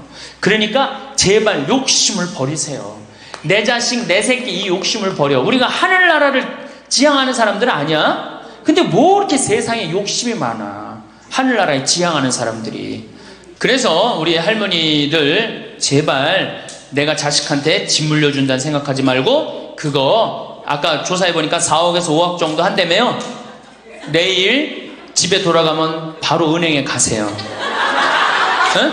그래갖고 바로 은행에 잡혀갖고 한 달에 2억이면 20년 쓸 수 있어요. 한 달에 200만 원. 그러니까 100만 원씩. 한 달에 100만 원이면 쓸만해 안 쓸만해요? 쓸만하죠?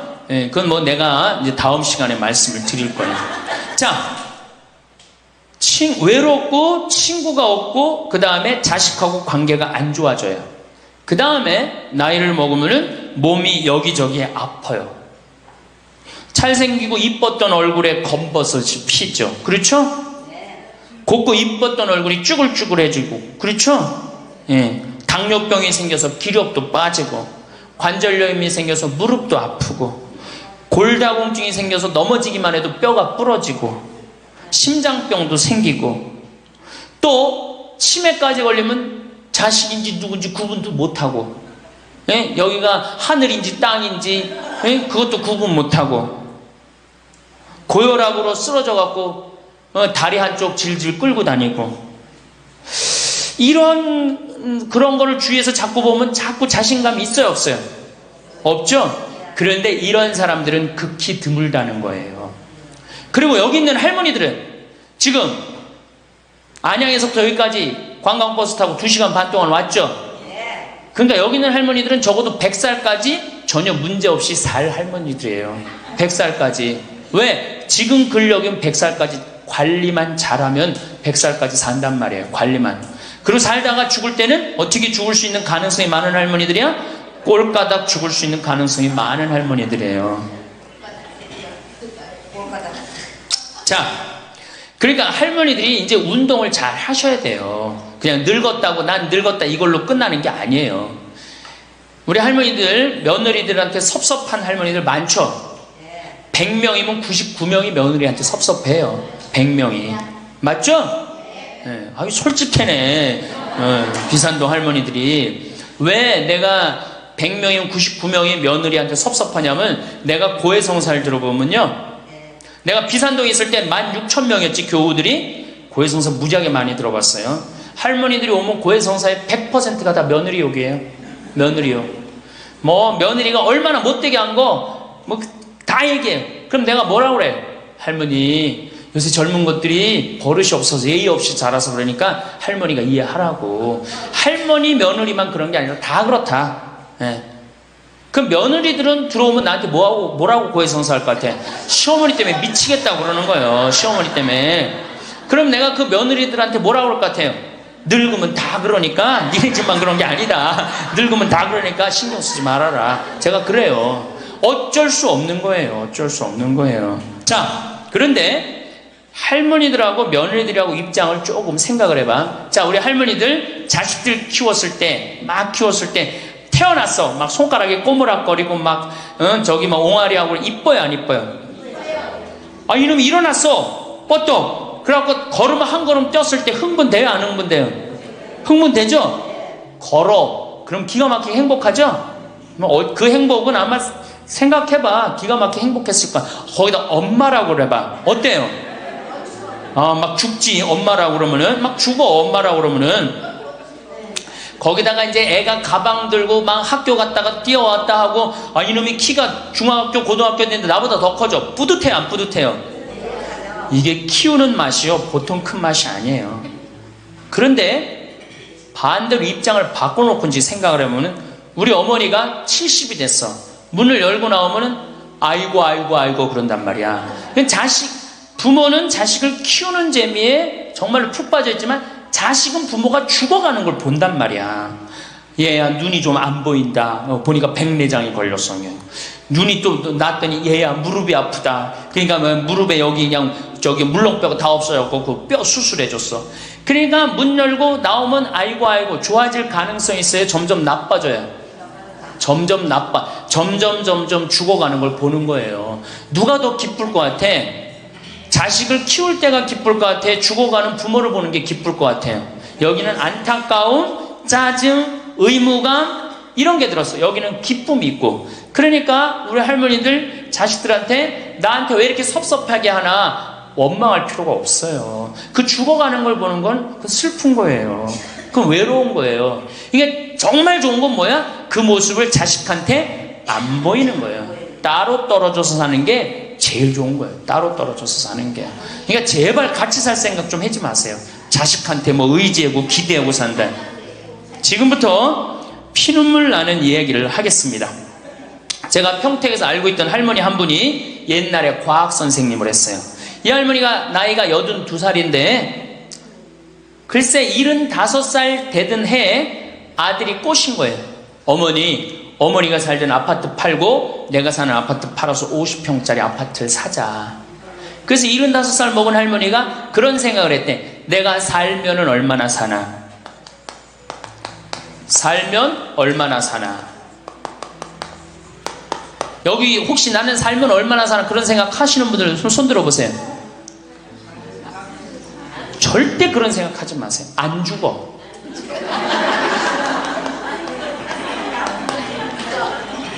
얼마 전에 102살 먹은 할머니한테 인터뷰를 했어요. 기자가. 할머니 제일 후회스러운 게 뭐예요? 그랬더니 70살에 그랬대. 내가 살면 얼마나 사나? 내일 모레면 죽겠지. 내일 모레면 죽겠지. 그런 생각을 했대요. 그래서 자식들이 어머니 어디 여행 갑시다. 그럼 내가 살면 얼마나 사는데 무슨 여행이냐. 니네들이나 갔다 와라. 난 여기 있을 테니까. 그러는데 80이 돼도 안 죽더래요. 80이 돼갖고 그런 생각을 했대. 이젠 진짜 내일 모레면 죽을 거다. 내일 모레면 죽을 거다. 어머니 내가 갈비 사드릴 테니까 갈비 니네나 먹으러 가라. 난 내일 모레면 죽을 건데 무슨 갈비가 필요하냐. 그리고 뒷방에 있었다는 거예요. 근데 90이 됐는데 그때도 안 죽더래요. 그래갖고 90이 돼갖고 진짜 내일 모레면 죽을 거다. 진짜 내일 모레. 그리고 100살까지 산 거예요, 이 할머니가. 제일 후회되는 게 뭐냐 그러니까 30년 동안 내일 모레면 죽을 거다. 그리고 뒷방에 앉아있던 게 제일 후회된다는 거예요. 30년이 짧은 세월이에요. 그 30년 동안 돌아다니고 먹고 싶은 거 먹고 만나고 싶은 친구 만나고 노인대학에 나오면 춤 시간도 있죠. 춤도 추고 박수도 치고 그랬으면 그 30년이 축복의 30년이야. 저주의 30년이야. 축복이죠. 근데 그 할머니는 어떻게 사는 거야? 저주의 30년을 사는 거예요. 어쨌든 이 할머니가 내가 살면 얼마나 사나 손자 얼굴이나 보고 자식이나 밥이나 먹고 같이 살아야 되겠다. 그리고 그 집을 팔아갖고 아들 이름으로 다 해주고 들어온 거예요. 들어오는 순간 자식하고 살아요? 누구하고 살아요? 며느리하고 살죠. 며느리가 그동안 시어머니하고 안 살았는데 학교 선생님을 했으니 얼마나 꼬장꼬장해요. 챙견을 얼마나 하겠어. 이거 챙견 저거 챙견. 그래 며느리 미쳐 안 미쳐? 미치죠. 며느리 성당도 나가기 싫은 거. 시어머니 열심히 나가는 성당. 그러니까 어떻게 성당 안 나가는데 성당 안 나간다고 또 욕하고. 그러니까 점점 원수가 되는 거예요. 그러니까 며느리가 나 어머니랑 밥 먹는 거 체하니까 안 된다. 어머니 들어가갖고 방에서 들어가 먹어라. 밥도 같이 못 먹는 거 방에 들어가고 혼자 먹는 거예요. 손자하고 밥 먹으려고 합쳤는데 구박을 받는 거지. 하루는 날 찾아갖고 신부님 머리 좀 만져보라는 거예요. 머리를 만져보니까 혹이 이렇게 2개가 났어. 보온병으로 며느리가 때린 거예요. 아니 60 먹은 며느리가 80 먹은 며느리랑 싸우면은 누가 이겨요? 60 먹은 며느리가 이기게 돼 있어요. 30대 며느리는 울면서 참지만 60대 된 며느리는 안 참아요. 같이 싸우지. 그래갖고 혹이 이렇게 2개가 나서 왔어요. 할머니 왜 그러고 사냐. 나하고 저 소송 걸자. 그럼 지금 아파트가 8억이니까 할머니 25평 그쪽 25평이니까 4억이니까 할머니 4억 찾아갖고 우리 집에 오면은 내가 죽을 때까지 평창에서 모시고 살겠다. 4억이면 그래 82이니까 100살까지면 4억이면 살거든요. 그래 살자. 그래갖고 나하고 고소장을 다 썼어요. 학교 선생님이라 얼마나 잘 썼는지 몰라. 그래갖고 재판 날짜를 이제 잡아갖고 변호사 다 해갖고 보냈어. 재판이 지나고 났는데 일주일이 돼도 안 나타나고 2주일이 돼도 안 나타나는 거야. 한 달 만에 성당에 나타났어. 제가 할머니 어떻게 된 거냐 그랬더니 재판하는 날 아들이 무릎 꿇고 어머니 재판 취하해 좀 내가 잘 모시겠다고. 그래서 취하를 했다는 거예요. 그게 취하를 한 거. 그래 할머니 그럼 나한테 뭐야 나를 나쁜 놈으로 만들었느냐. 자식 욕하고 며느리 욕하게 만들었느냐. 신부님 자식 이기는 부모 어디 있느냐고. 자식이 잘하겠다는데 어떻게 내가 그거를 우기느냐고. 이미 80 넘어서 자식이 아니에요. 왼수예요 왼수.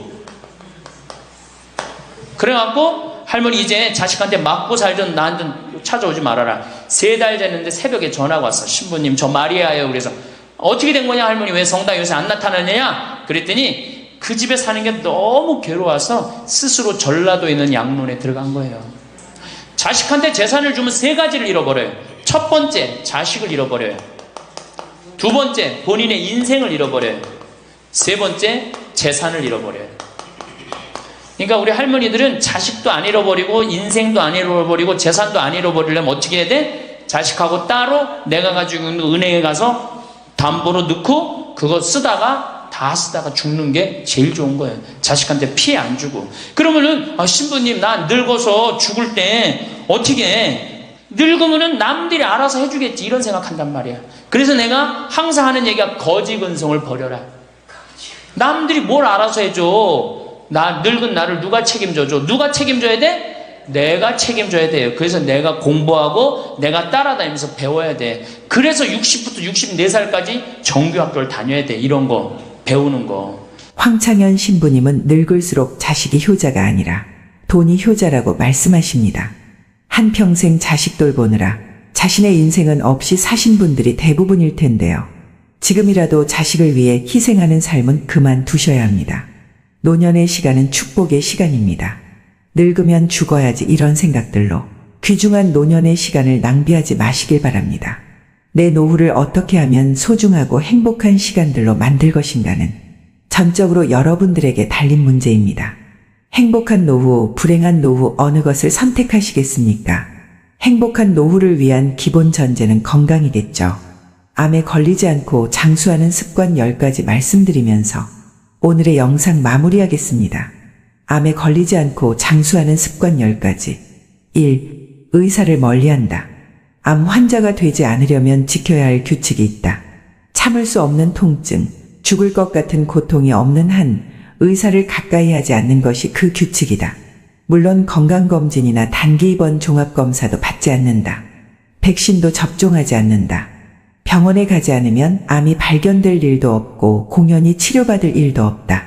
그러면 꽤 높은 확률로 평온하게 천수를 누릴 수 있다. 여기에는 좋은 예가 있다. 홋카이도 유바라시가 재정 파탄으로 병원 문을 닫자 일본인의 3대 사망 원인인 암, 심장병, 폐렴의 사망률이 낮아지고 자택에서 편안히 천수를 다하는 자연사가 급증했다. 이쯤에서 의사를 가까이에 수명이 단축된 유명인의 예를 들어보자.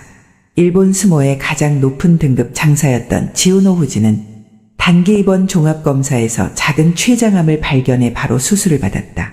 그야말로 조기 발견, 조기 치료였다. 암은 완전히 제거했다고 의사는 말했지만 몇 개월 후 폐로 전이되어 수술 후 1년 만에 사망했다. 체중은 수술 전보다 13kg이나 줄었다고 한다.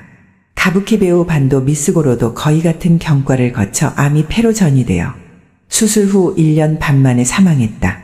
췌장암은 진짜가 많지만 가만히 내버려두면 대개 잠잠해지고 전이도 바로 나타나지 않는다. 두 사람 모두 검사를 받지 않았다면 지금도 췌장암의 존재조차 모른 채 건강하게 활약했을 가능성이 있다. 동료 의사 만다료쿠에이도 이렇게 말했다. 저희 어머니는 10년도 더 전에 초기 췌장암 진단을 받았어요. 물론 수술은 하지 않았습니다. 재검사를 하지 않았기 때문에 진행되었는지 아닌지 모르지만 어머니는 지금도 건강하게 수영을 하며 지내세요. 2. 검사를 받지 않는다. 건강진단, 단기 입원 종합검사, 암검진으로 목숨을 구할 수는 없다. 많은 사람들이 암은 조기에 발견해 제거하면 낫는다고 믿는다. 50년 전보다 훨씬 많은 암이 발견되고 있지만 사망자 수는 줄지 않는다. 오히려 조금 늘었다. 수술이나 항암제 등의 조기 치료로 수명이 단축된 사람들 때문일 것이다. 기력도 있고 식사도 잘하는데 건강검진, 암검진 등에서 신경 쓰이는 그림자나 수치, 암이 발견된다. 그러면 의사는 작을 때 발견해서 행운이다. 당장 절제하자고 몰아댄다. 가령 전립선암 생체검사의 경우 고관 사이로 여러 개의 바늘을 찔러 조직을 채취해서 세포를 조사하는데 그 후유증으로 입원하거나 사망하는 경우도 있다. 검사, 치료의 컨베이어 벨트에 타지 마라. 암은 체내에서 생겨나 검사를 통해 발견될 때까지 5에서 20년 이상 걸린다. 사람들이 생각하는 것보다 훨씬 천천히 진행되는 경우가 대부분이다. 만일 진짜 암이면 처음부터 전신의 전이에 잠복해 있다. 그래서 상태를 보고 통증이 점점 심해진다. 음식을 먹을 수 없다. 숨쉬기 곤란하다 등의 증상이 나타났을 때만 그것을 완화하는 치료를 하는 것이 좋다. 암 치료를 하지 않는 것, 중단하는 것은 절대 삶을 포기하는 것이 아니다. 보다 오래 잘 살기 위한 현명한 선택이다. 3. 약을 먹지 않는다. 약으로는 병을 막을 수 없고 치료할 수도 없다. 어느 60대 환자가 동창회에 모인 40명 가운데 약을 안 먹는 사람은 나뿐이었다.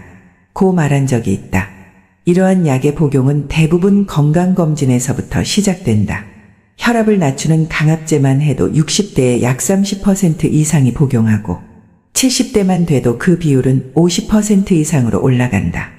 별다른 증상도 없는데 건강검진에서 수치가 높다는 말을 듣고 복용하기 시작한 약은 지금 당장 내려놓자. 혈압, 콜레스테롤, 혈당치를 낮추는 약으로 수명이 늘었다는 자료는 전무하고 오히려 암, 뇌경색, 치매에 거동을 못하게 되는 원인이 된다. 오랜 기간 복용한 약은 중단해도 한동안 약효가 지속되므로 급격한 악화는 나타나지 않는다. 불안하면 일주일에 한 종류씩 줄이자. 약으로 치료할 수 있는 것은 세균성 감염 정도다. 질병의 약 90%에 대해서 약은 수치만 떨어뜨리거나 증상을 잠시 완화하는 효과밖에 없다. 조금이라도 편해질 수 있으니까 고맙다고 해야 할까? 하지만 모든 약에는 두통, 위통, 혈변, 어지럼증, 정신불안, 부정맥 등 독성과 부작용이 있다. 알츠하이머형 치매 치료제 매마리의 일본 국내 연간 판매액은 4,600억 원대인데 경련, 실신, 환각, 창난 등의 증상이 일어나기 쉽다. 그렇다면 한방약은 안심할 수 있을까? 그렇지 않다. 항암제 재료가 될 만큼 독성이 강한 성분이 포함된 것도 있어서 한방약 부작용으로 사망자가 생긴 사건은 무수히 많다. 질병의 90%는 내버려두는 것이 안전하다. 약이 필요한 경우는 다음에 2가지뿐이라고 생각한다. 심근경색 등 목숨과 관련된 증상이 있는 경우, 그 약을 복용해서 확실히 심신의 상태가 좋아진 경우, 최초의 한 알에 손을 대지 말아야 한다. 살을 빼지 않는다. 요즘에는 암이 사라지는 식사, 암은 식사로 낫는다는 식의 정보가 넘쳐나다 보니 암 환자 대부분이 현미, 채식 위주로 식단을 바꿔버린다. 이는 대부분 균형 잡힌 영양 섭취가 어렵거나 섭취 칼로리가 낮은 살이 빠지는 식사법이다. 살이 빠지면 암에 대한 저항력이 떨어진다. 지나치게 살을 빼서는 안 되고 고루 영양을 갖춘 식사를 해야 한다. 이는 암뿐만 아니라 만병을 멀리해 건강하게 장수하는 비법이기도 하다. 현미, 채식 등의 살이 빠지는 식사요법은 수명을 단축시킨다. 가장 신경 써서 섭취해야 할 것은 세포를 만들고 복원하는 단백질이다. 그 중에서도 몸에 흡수되기 쉬운 달걀, 우유, 치즈 등 동물성 단백질을 먼저 섭취하자. 체력을 만드는 지방도 중요하다. 식욕이 없을 때는 조금씩 몇 번에 나눠서 먹어보자. 그 중에서도 특히 추천하는 것이 저렴하고 손쉽게 구할 수 있는 완전식품 달걀이다. 달걀은 비타민C 이외의 영양소를 완벽하게 갖추었고 소화도 잘 된다. 매일 달걀과 쿠키를 먹어서 117세까지 살았다. 이탈리아의 에마 모라노 할머니가 생전에 밝힌 장수 비결이다. 할머니는 젊을 때 빈혈로 몸이 약했는데 의사가 달걀 섭취를 권했다고 한다. 인간이 건강하게 오래 살기 위해서는 몸에 충분한 살과 지방이 필요하다. 살집에 있으면 큰 병에 걸리거나 식욕이 없는 날이 이어져도 자신이 저축한 영양분을 이용해 병과 싸우는 에너지를 만들 수 있다. 동물성 단백질을 잘 섭취해서 살도 저축해두자. 5. 7시간 숙면을 취한다. 수면 부족은 몸의 리듬을 무너뜨려 암을 부른다. 6시간 이하의 수면은 유방암을 일으킬 위험이 크다. 스트레스가 많은 현대 사회인 만큼 불면으로 고민하는 사람도 많다. 수면과 암의 관계에서는 수면 시간이 짧은 사람일수록 유방암에 걸리기 쉽다는 연구 결과를 비롯해 몇 가지 보고되었다. 과거 1년간의 평균 수면 시간에 대해 6시간 이하, 7시간, 8시간, 9시간 이상으로 나눠서 조사한 결과를 비교하면 수면 시간이 6시간 이하인 사람들이 유방암에 걸릴 위험이 확실히 높은 것으로 나타났다. 또 수면 호르몬 멜라토닌이 전립선암을 막는다. 멜라토닌 분비는 아침 햇빛을 쐬어서 체내 시계가 재설정되면 잠시 멈추었다가 14시간에서 16시간 정도 지나면 다시 시작되곤 한다. 수면 중에는 성장 호르몬도 분비된다. 낮 동안의 활동으로 세포가 손상된 몸을 회복시켜주는 호르몬이다. 수면 부족이 이어지면 피로가 쌓여 감기에 쉽게 걸리거나 피부 트러블과 탈모가 심해진다. 성장 호르몬이 제대로 분비되지 않은 탓에 회복이 늦어 건강을 해치고 노화를 초래하기 때문이다. 또 신진대사 능력도 떨어져 밤샘을 하면 곧바로 얼굴이 붓는다. 교감신경의 긴장이 지속되어서 혈압도 올라간다. 하나같이 수명을 줄이는 일뿐이다. 수면 시간이 6시간 이하인 사람은 7에서 8시간인 사람에 비해 사망률이 2.4배 높아진다. 수면 시간은 7시간이 적절하고 과다 수면도 일찍 사망한다. 오랜 시간 잠을 자는 것도 문제로 수면 시간이 7시간인 사람과 비교하면 9시간인 사람의 사망률은 남성이 17%, 여성이 23%나 높았다. 잠드는데 어려움을 겪는다면 성공한 사람들을 보면 크게 두 부류로 나뉘는 걸 알 수 있습니다. 하나는 자신이 성공했다고 여기저기 떠벌리고 다니는 사람들, 그리고 또 하나는 조용히 아무 말 없이 자기 삶을 사는 사람들입니다. 우리는 흔히 성공을 하면 자연스럽게 자랑하고 싶어질 거라고 생각하죠. 좋은 차를 사고 비싼 시계를 차고 SNS에 멋진 사진을 올리고 싶을 겁니다. 왜냐하면 그렇게 하면 남들이 나를 더 인정해 줄 거라고 믿으니까요. 하지만 현실은 그렇지 않습니다. 오히려 진짜 성공한 사람들은 그렇게 행동하지 않습니다. 왜냐하면 보여줄 필요가 없기 때문입니다. 돈이 많다고 높은 자리에 있다고 유명하다고 해서 굳이 그걸 드러낼 필요는 없습니다. 그걸 아는 사람들은 이미 알고 있고 모르는 사람들은 알 필요가 없죠. 그런데도 굳이 나 성공했다고 떠드는 사람들이 있습니다. 그런 사람들은 왜 그럴까요? 간단합니다. 그 사람들은 사실 그렇게까지 성공한 게 아니기 때문입니다. 우리는 종종 SNS에서 성공한 사람들을 봅니다. 해외여행을 가고 고급 레스토랑에서 밥을 먹고 멋진 차를 타고 다니는 모습? 그런데 가만히 보면 그런 걸 보여주는 사람들은 언제나 뭔가를 팔고 있습니다. 강의를 팔든 자기 브랜드를 홍보하든 아니면 단순히 자기 자존감을 유지하려고 하든 간에 결국 목적이 있는 거죠. 진짜 부자들은 그렇게 하지 않습니다. 오히려 조용히 아무도 모르게 자기 일을 합니다. 왜냐하면 자랑해서 얻을 게 없기 때문입니다.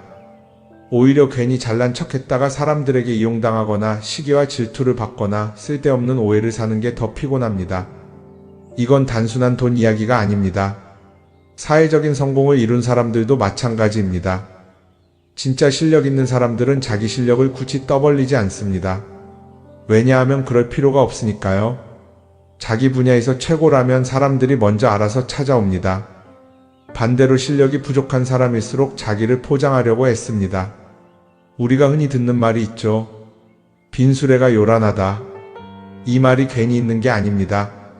정말 내실이 있는 사람들은 굳이 시끄럽게 굴지 않습니다. 반대로 겉만 번지르르한 사람들은 자기가 얼마나 대단한지 떠들고 다닙니다. 이걸 좀 더 현실적인 예로 들어볼까요? 동창회에 나가면 꼭 이런 사람이 있습니다. 옛날에는 별거 아니었는데 갑자기 잘 됐다고 나타나서 자기가 얼마나 성공했는지 자랑하는 사람. 처음에는 다들 와 대단하다 하고 들어주지만 시간이 지나면 어떨까요? 대부분 속으로 이렇게 생각할 겁니다. 저 사람 뭐 저렇게까지 티를 내? 결국 그런 사람은 점점 멀어지게 됩니다. 반면에 정말 성공한 사람들은 조용합니다. 굳이 자기가 어떻게 살고 있는지 설명하지 않죠.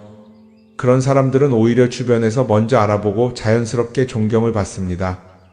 그게 진짜 성공입니다. 그럼 우리는 어떻게 해야 할까요? 내가 뭔가를 이루었을 때 굳이 남들에게 알릴 필요가 있을까요? 물론 가까운 사람들에게 좋은 소식을 전하는 건 좋습니다. 하지만 굳이 모든 사람들에게 나 이렇게 잘 살고 있어요 하고 알릴 필요는 없습니다. 그런 행동은 결국 나에게 득이 되지 않습니다. 성공이라는 건 원래 조용한 겁니다. 내가 잘 되고 있으면 주변 사람들이 자연스럽게 알게 됩니다. 굳이 내가 말하지 않아도 내 행동과 태도에서 묻어나오게 되어 있습니다. 그러니 굳이 보여주려고 애쓰지 마세요. 오히려 그게 더 진짜 성공한 사람의 태도입니다. 사람은 사회적 동물이라고 하잖아요. 혼자 살아갈 수 없고 결국 사람과의 관계 속에서 기쁨도 얻고 때로는 상처도 받습니다. 그런데 한 가지 생각해 볼 게 있어요. 우리가 정말 인간관계가 필요해서 맺고 있는 걸까요? 아니면 그냥 그래야 한다고 배워서 어쩔 수 없이 유지하고 있는 걸까요? 어릴 땐 친구 많으면 좋다고 하죠. 사회생활에서도 인맥이 중요하다는 말을 많이 합니다. 그런데 정작 주변을 보면요. 인간관계가 넓은 사람일수록 스트레스를 더 많이 받아요. 전화벨이 울릴 때마다 이번엔 또 무슨 부탁일까 싶고 단체 채팅방에서 메시지가 올 때마다 이걸 또 어떻게 대답해야 하나 고민하죠. 관계가 많아질수록 책임과 피로도 함께 늘어나는 겁니다. 어떤 사람들은 인간관계를 줄이면 외롭지 않겠냐고 해요. 그런데 가만히 생각해보면 진짜 외로움을 느끼는 순간이 언제인지 아세요? 오히려 불필요한 인간관계 속에 있을 때입니다. 같이 밥을 먹고 얘기를 나누는데도 뭔가 허전하고 대화가 컥 돌고 속마음을 나누지도 못할 때? 그럴 때 우리가 더 외롭다고 느끼죠. 그렇다고 당장 인간관계를 다 끊어버릴 순 없겠죠. 하지만 적어도 내가 정말 소중하게 여겨야 할 관계와 그냥 관성적으로 유지하는 관계는 구분할 필요가 있습니다. 예를 들어 매번 나한테 부탁만 하고 정작 내가 어려울 땐 연락 한 번 없는 사람. 내가 실수하면 뒷담화를 하면서 내 앞에서는 웃는 사람. 이런 관계를 굳이 계속 이어갈 이유가 있을까요? 가끔은 이런 경험도 있을 거예요. 우연히 어떤 사람과 친해졌는데 만난 지 얼마 되지도 않았는데 너무 많은 걸 털어놓는 사람들 있죠. 자기 속사정부터 가족 문제, 직장 고민까지 쏟아내는 사람들. 이런 경우 두 가지의 가능성이 큽니다. 하나는 그냥 감정적으로 의존할 사람이 필요해서일 수도 있고 또 하나는 내가 믿을 만한 사람인지 떠보는 걸 수도 있어요. 어떤 경우든 이런 관계는 오래가기 어렵습니다. 사실 친밀함이라는 건 시간이 필요한 법이에요. 적당한 거리를 두고 천천히 서로를 알아가야 하는데 초반부터 급격하게 가까워진 관계는 쉽게 무너지는 경우가 많습니다. 처음엔 친하다고 생각했는데 어느 순간 사소한 일로 틀어지고 결국 남보다 못한 사이가 되는 거죠. 그러면 인간관계를 어떻게 해야 할까요? 답은 간단합니다. 억지로 맺지 말고 굳이 유지하려고도 하지 않는 거예요. 내가 편한 관계라면 자연스럽게 이어질 것이고 그렇지 않다면 서서히 멀어질 겁니다. 그리고 그걸 억지로 붙잡지 않아도 괜찮습니다. 관계를 유지하는데 에너지를 쓰기보다는 정말 소중한 관계에 집중하는 게 더 낫지 않을까요? 어떤 사람은 내가 인간관계를 줄이면 나중에 나 혼자 남는 거 아니냐 걱정하기도 해요. 그런데 생각해보면요, 진짜 나를 위하는 사람은 많지 않아요.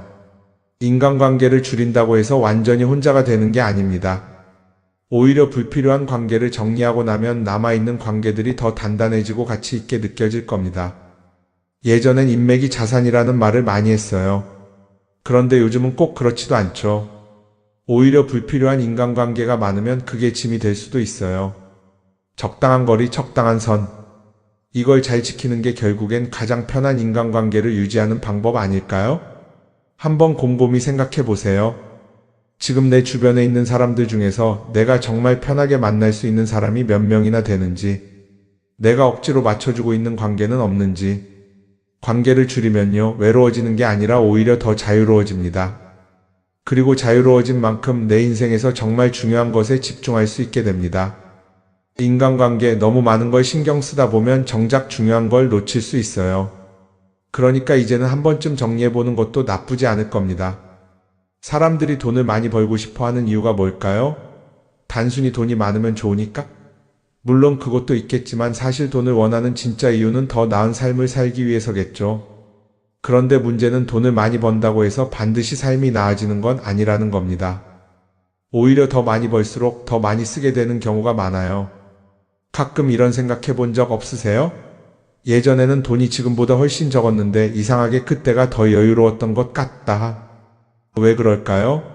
사실 우리가 원하는 건 돈 그 자체가 아니라 돈을 통해 얻을 수 있는 자유인데 돈을 벌면 벌수록 그 자유를 잃어버리는 경우가 많아요. 더 좋은 차, 더 좋은 집, 더 좋은 옷을 사면서 점점 더 많은 돈이 필요해지고 결국엔 돈을 벌기 위해 또다시 일해야 하는 악순환에 빠지게 되는 거죠.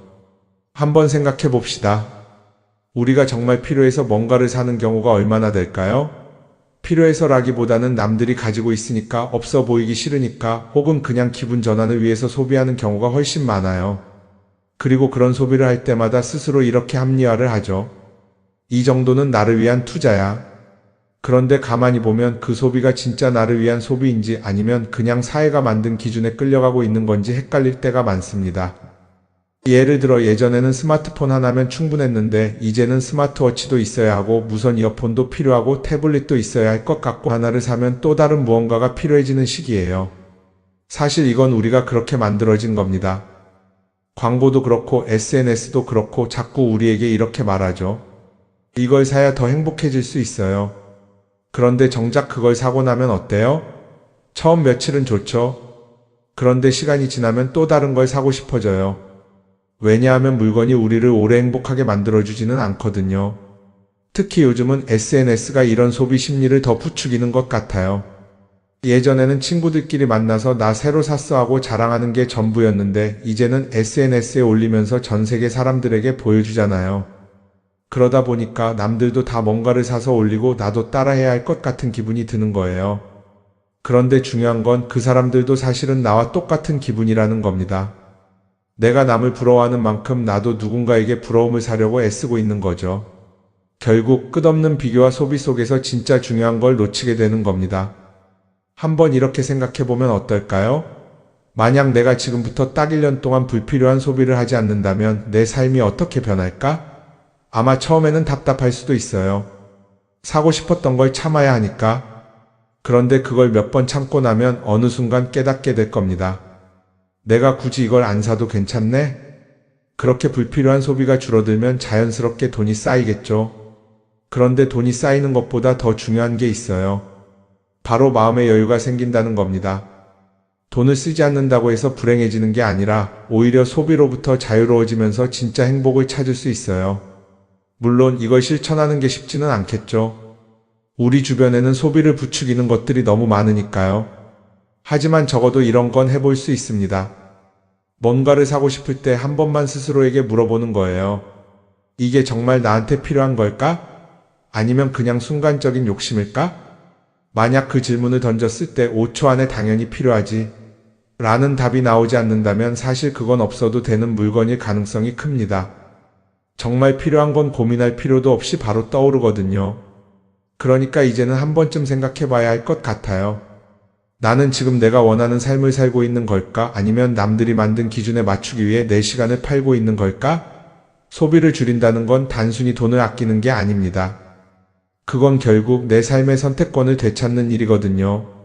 돈을 많이 버는 것도 중요하지만 더 중요한 건 그 돈을 어떻게 쓰느냐입니다. 그리고 때로는 아무것도 사지 않는 게 최고의 선택일 수도 있어요. 우리는 요즘 SNS 없이 사는 게 거의 불가능한 시대에 살고 있죠. 아침에 눈 뜨자마자 휴대폰을 확인하고 출근길에도 SNS를 보고 잠들기 전까지도 계속 들여다봅니다. 그러면서 남들이 어떻게 사는지 보고 나도 모르게 비교하게 되고 때로는 초조해지기도 하죠. SNS에 올라오는 사진들 한번 보세요. 맛집에서 멋진 음식을 먹고 해외여행을 다니고 좋은 옷을 입고 성공한 삶을 사는 사람들. 그런데 가만히 보면 이 사람들이 정말 행복해서 저런 사진을 올리는 걸까요? 아니면 그냥 행복해 보이고 싶은 걸까요? 실제로 SNS에 가장 많이 올라오는 사진이 뭔지 아세요? 남들이 부러워할 만한 순간들입니다.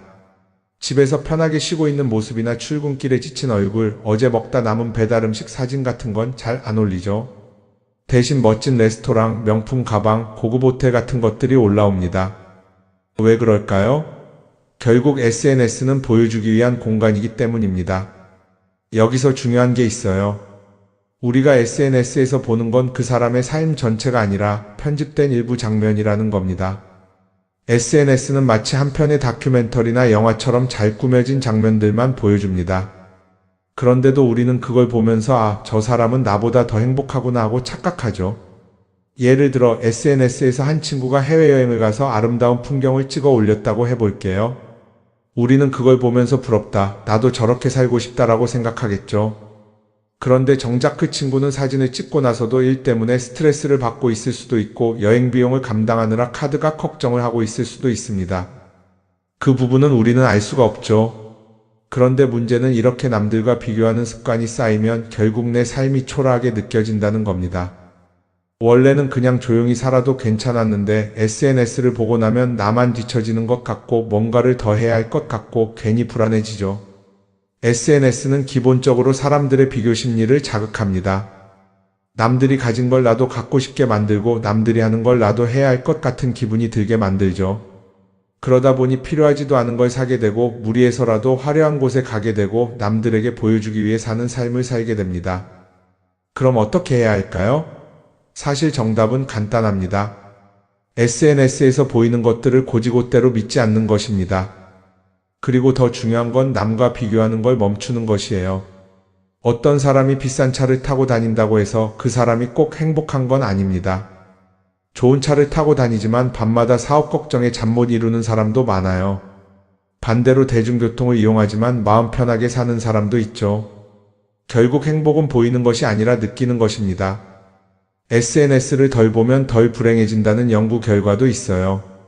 하루 종일 남의 삶을 보면서 비교하는 시간을 줄이면 내 삶에 집중할 수 있는 시간이 많아지는 겁니다. SNS를 완전히 끊을 필요는 없지만 최소한 그 안에 있는 것들이 전부 진짜라고 생각하지 않는 태도는 필요합니다. 우리는 누구나 자신만의 속도로 살아가고 있어요. 남들은 남들대로 사는 거고 나는 나대로 살면 됩니다.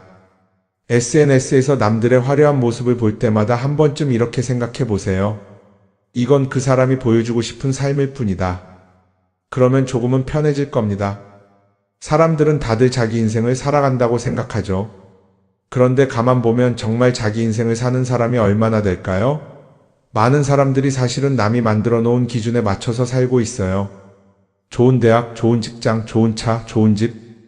다들 이런 걸 목표로 삼지만 정작 내가 원하는 삶이 뭔지 깊이 생각해 본 적이 없는 경우가 많아요. 이건 어릴 때부터 교육받아온 방식과도 관련이 있어요. 우리는 어릴 때부터 이렇게 살아야 한다는 틀 안에서 자라죠. 공부 열심히 해서 좋은 성적을 받아야 하고, 좋은 직장을 가져야 하고, 결혼도 적당한 때에 해야 하고, 마치 인생이 정해진 수순이라도 있는 것처럼요. 그러다 보니 나 스스로 정말 원하는 걸 고민하기보다는 그냥 남들이 정해놓은 목표를 따라가게 돼요. 그런데 이렇게 남의 기준에 맞춰서 살다 보면 어느 순간 공허함을 느끼게 됩니다. 이게 정말 내가 원했던 삶인가? 하는 의문이 들 때가 오죠.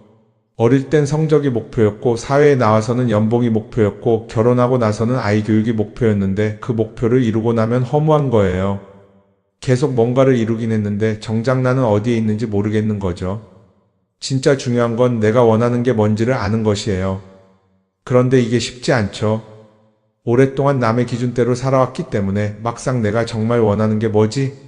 하고 물어보면 선뜻 대답하기 어려운 경우가 많아요. 하지만 이 질문을 하지 않으면 우리는 평생 남이 정한 기준 속에서 살게 됩니다. 그럼 어떻게 해야 할까요?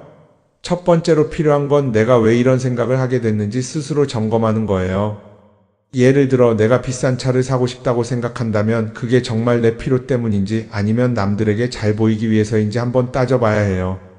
만약 남들이 나를 어떻게 볼까 하는 게 더 중요하다면 그건 내 기준이 아니라 사회가 만들어 놓은 기준일 가능성이 큽니다.